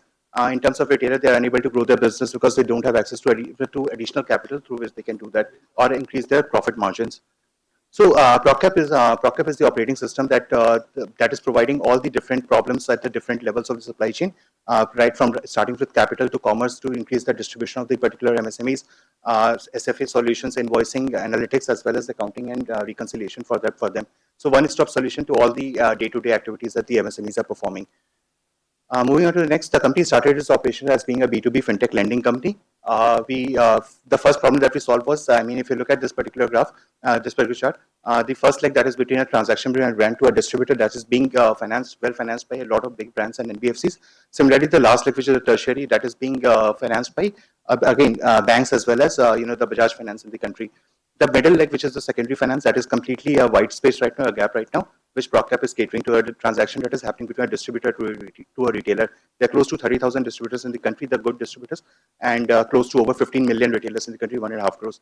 So just to give an illustration of how this particular retailer looks like, it's a multi-brand retailer that is in the electrical segment.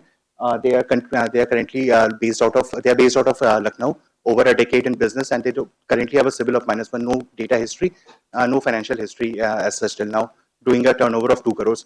So this is a multi-brand retailer. So they are procuring all their different products that they are keep putting in this store, like from Orient Havels here. So I'll just skip to the journey part till now. So till now we have done 28,000 crores in disbursal, growing at 3x the year before as and 2x the current year. Some other 28,000 crores of disbursals to these MSMEs, these small with a ticket size of 3 to 5 odd lakh rupees. Some other traction points I've put in. We are present in 15 plus industries, right from mobile white goods, two-wheelers to clean energy as well as electric vehicles. We have a network of 100 plus corporates, right from ranging from corporates having a turnover of 2 lakh crores to corporates even having a 200 crore of turnover, and we have over 8 lakh retailers on our platform, the MSMEs on the platform. We are backed by the likes of Sequoia, Tiger, with Google joining in the last round as a strategic investor, and Creation Investment, the other impact PE fund that joined us in Series C round. Some other impact pointers that we have to do. We are actually tapping the micro in the MSMEs. 80% are having a turnover of less than 5 crores.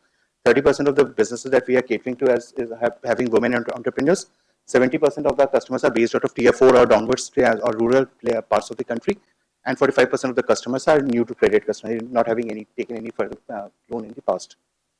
So yeah, thank you so much for your time. I'll take some questions. So you all started your journey in 2017, yeah. but where did you really started your activity? I'll say 7 years. So when did the 2019 is when we actually started our full-fledged of operations. So 2019 you started. 2019 full-fledged. And your performance is for the 5 years. For the last 5 years, yeah. Numbers are for last 5 years. Okay. No, because why I'm asking this question, you said that your current outstanding loan portfolio is $200 million. Correct. So it's around how much you say? Around 17,000 crores. And how many borrowers? We have close to 30,000 borrowers on our platform right now. 30,000 borrowers. Yeah. Now, I mean, I have a very basic question that the potential to borrow, right, and the potential borrowers are huge in number. Huge. Right. Compared to that, have you been able to attract? If I ask you that, what is the market share in your business activity, and what is your plan for increasing market share? Can you give me one liner? Yeah, so I mean, we are opening up. So earlier we were restricted by geographies. How we do this is that we go horizontal as well as vertical expansion. So earlier Rajasthan is the market that we started with our operations with, understanding that for every industry we have to set up a PMF for that particular industry. So Rajasthan as a market we opened, then we saw that the demand is picking up. Then we start moving on to next geographies. So till now we were mostly present in 6 states in the country.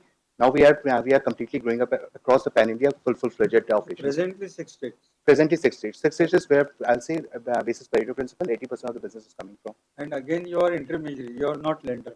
No, we are lender. We have an NBFC also where we are direct lenders. So this entire lending is through your NBFC only. It's mixed. It's both NBFC as well as it's a mix.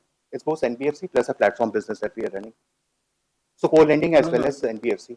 Okay. Co-lending, your NBFC has tied up with the banks. Has banks and small finance. Sorry, not what small. Is the NBFC's name?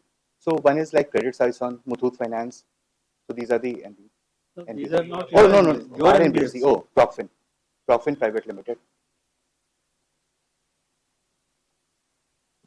What are the ticket sizes and what type of loans? So ticket sizes would be around 5 lakh odd rupees. It's a 3-month rotating revolving credit line that is there. So within 3 months, 5 lakh rupees of average ticket size.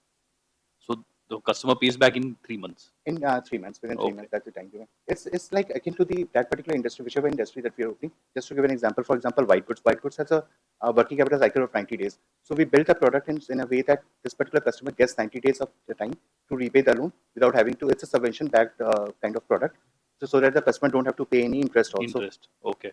And subventions come from the brand. Come from the brand only, yeah. Good.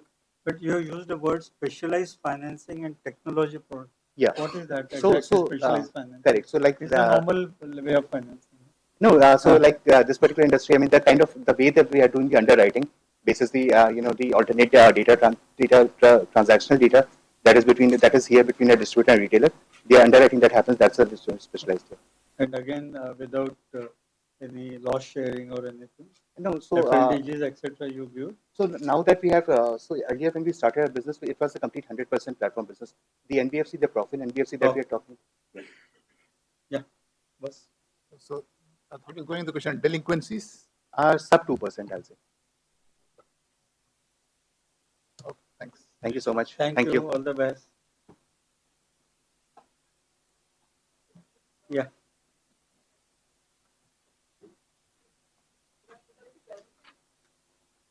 I really do not know. I mean, why they have absented.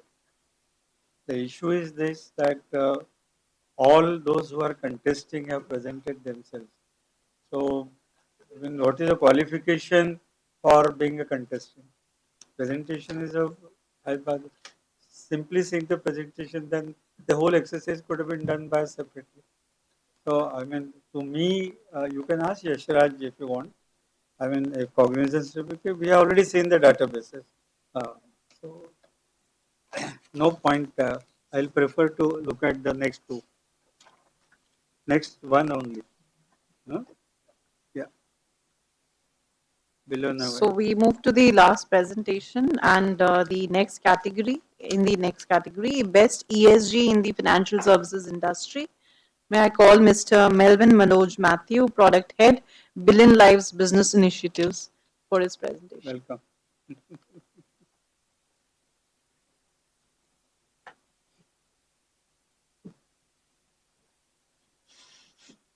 Hi, I hope everyone can hear me.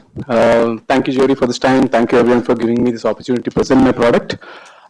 So my name is Melvin Manoj Matthew. I am the co-founder and product head at Billion Lives. Billion Lives is a company that has been founded in 2015. From 2015 to 2019, we were predominantly providing services in the CSR and sustainability space. In this time, we were able to work with various state level and national level government agencies to realize various initiatives on ground. This gave us the experience to pivot to becoming more of a product company in 2019. And in 2019, we released our first product, which was ImpactWorks. This was a CSR management platform. And following to that, in 2021, we released our first ESG management sustainability product, which is ImpactGrows. So today, I'd like to focus on the ImpactGrows product. The ImpactGrows solution is an overall ESG SaaS platform, and it enables the financial institution to go through the entire journey. In these days, we know that ESG and sustainability is becoming more and more important.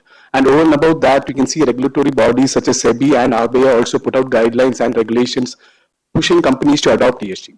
So in this midst, how will a financial institution be able to adopt ESG and accordingly facilitate the same? We are looking at it as two processes. One is how can a financial institution take it up as an internal process, in which they would be able to adopt ESG as a practice and accordingly champion it. We have seen that in three ways that they can do it. Either they'll have to first off set a ESG foundation. Once they set their foundation and understand where they need to go, they'll need to understand how to aggregate the data better. And then finally, they'll have to do core implementation process, such as reporting, GST accounting, and so on and so forth. Then it's about how do you look at the external functions. Now, when you're looking at external functions, one of the two things that RBI also had mentioned is how can we promote sustainable finance and how can we look at climate change risk management. So these are the two ways they can facilitate other corporate borrowers and evaluate them to make sure that they're part of this ecosystem.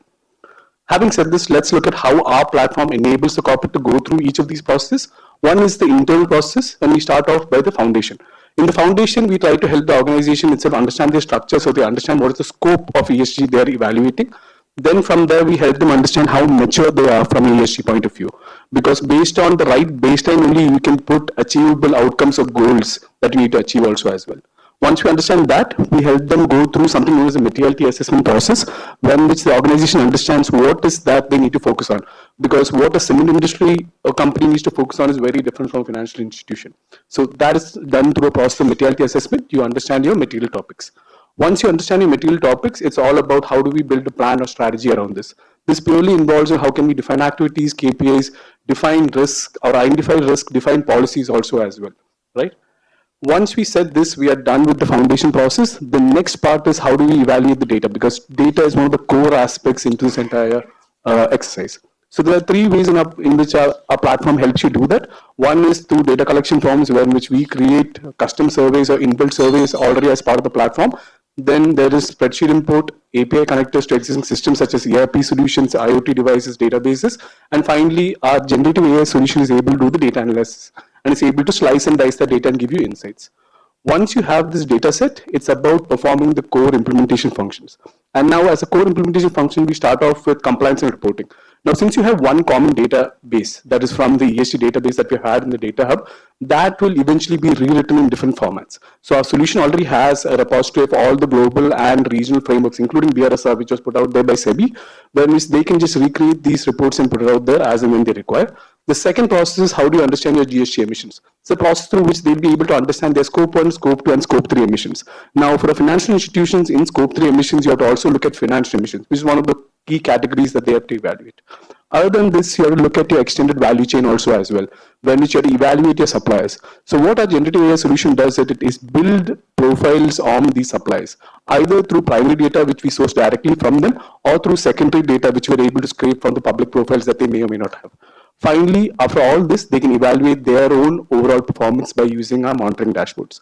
This was the internal, and in the external point of view, again, it's all about looking at how do we facilitate two main things. One is risk associated to climate change. How can you evaluate a particular borrower? How do you help financial institutions do that? So two ways again here. One is we build a public profile from any sort of public information disclosure data they put out there, and accordingly we are able to peg it back to certain controversies also as well. The second part is how do we primarily source that data? That is through existing data forms that we have inbuilt into the solution. Finally, green finance. We help through our application for the banks to define ESG themed loans which they can make it available to corporates. The corporates are able to avail these loans in the condition that they're able to hit certain sustainability performance targets. Right? So this is the way in which we are kind of doing the internal and the external for the institution. Our value proposition is that we have a one-stop solution with all of these in a plug-and-play modular format. And finally, we have a generative AI solution that's easing the entire process of all the core functions we talked about. Excellent. Totally new concept you are driving. One is it a associate company of GeoM? No, so yeah. Is John Santosh yes, common? yes. John Santosh is a common founder for it's two separate entities, two separate registered associate. Yes, sister company. Yes, sister company. Yes. Yeah, sister company. Yes. I mean, definitely. So secondly, I mean, this is a very new concept. I'm very happy about it. Definitely. You are actually helping the corporate world or the lending world? The corporate world and financial institutions, because right now the specific use case. Because the corporate world has got a responsibility under BRSR today. Exactly. They have to ensure, and now ESG.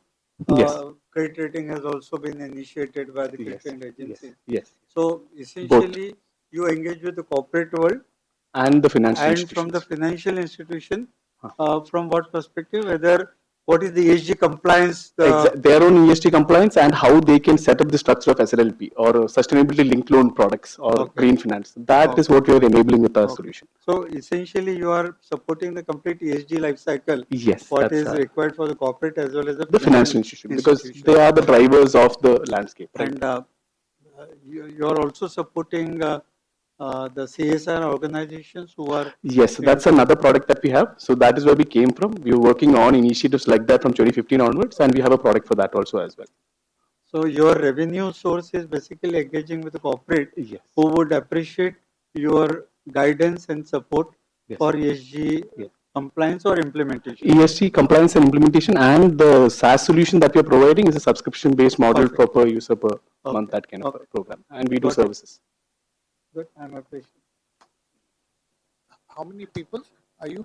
So we are a 25-member team. This can be a profitable business? Ideally, yes. I would say it's more of a nascent business, because right now when you're looking at the maturity of the market, we are at the right moment there, because we started this entire sustainability practice 3 years ago. I would say we have really good business, really good potential in India. It's just that the pickup is taking a bit more time. So right now we have around 5 customers with us, which took about 2 years of convincing and understanding them also to catch up with the maturity. Regulation is picking up, guidelines are picking up, RBI is picking up. All these things are factors that will help our market evolve, and for sure there is a market here, because we are aware of some of our competitors also who are already profitable in the space. Thanks. Thank you. Appreciate. All right, all right. Thank you so much, Would you everyone. mind sharing your presentation with us? Yes, yes, definitely. Definitely, sir. I'll You share. can permit them. You Perfect, have perfect. this, no? Yeah, you can please share. So this is something very new, I mean, for all the audience. And going forward, everybody will have to be compliant. Today it is at the listed company level for BSR. But tomorrow, if you want to really communicate to the stakeholders that you are cognizant of the ESG requirements and are respecting those things, it will go well. So all those who, why I'm saying so, because you all have got your own companies. While you are working, you must respect the ESG requirements. So although it's very simple, environment, social and governance, but there are sustainability development goals of which are the global parameters, around 17 SDGs. Am I right, lady? Yes, yes, yes. So I think every parameter today we have to really see. Today, what you and me have faced in Delhi and Mumbai on the climate, I think we are all reason for it. Very well Thank you said. very much for the nice audience. Thank you so much, sir. Thank you. Thank you, everyone. Thank you. So, do we do one thing? We sit in the boardroom there and finalize it. Chal. So I would request the audience to join us in the commission hall, from where we'll be continuing with the rest of these sessions and also the award ceremony on the third floor commission hall, and while the jury make their decision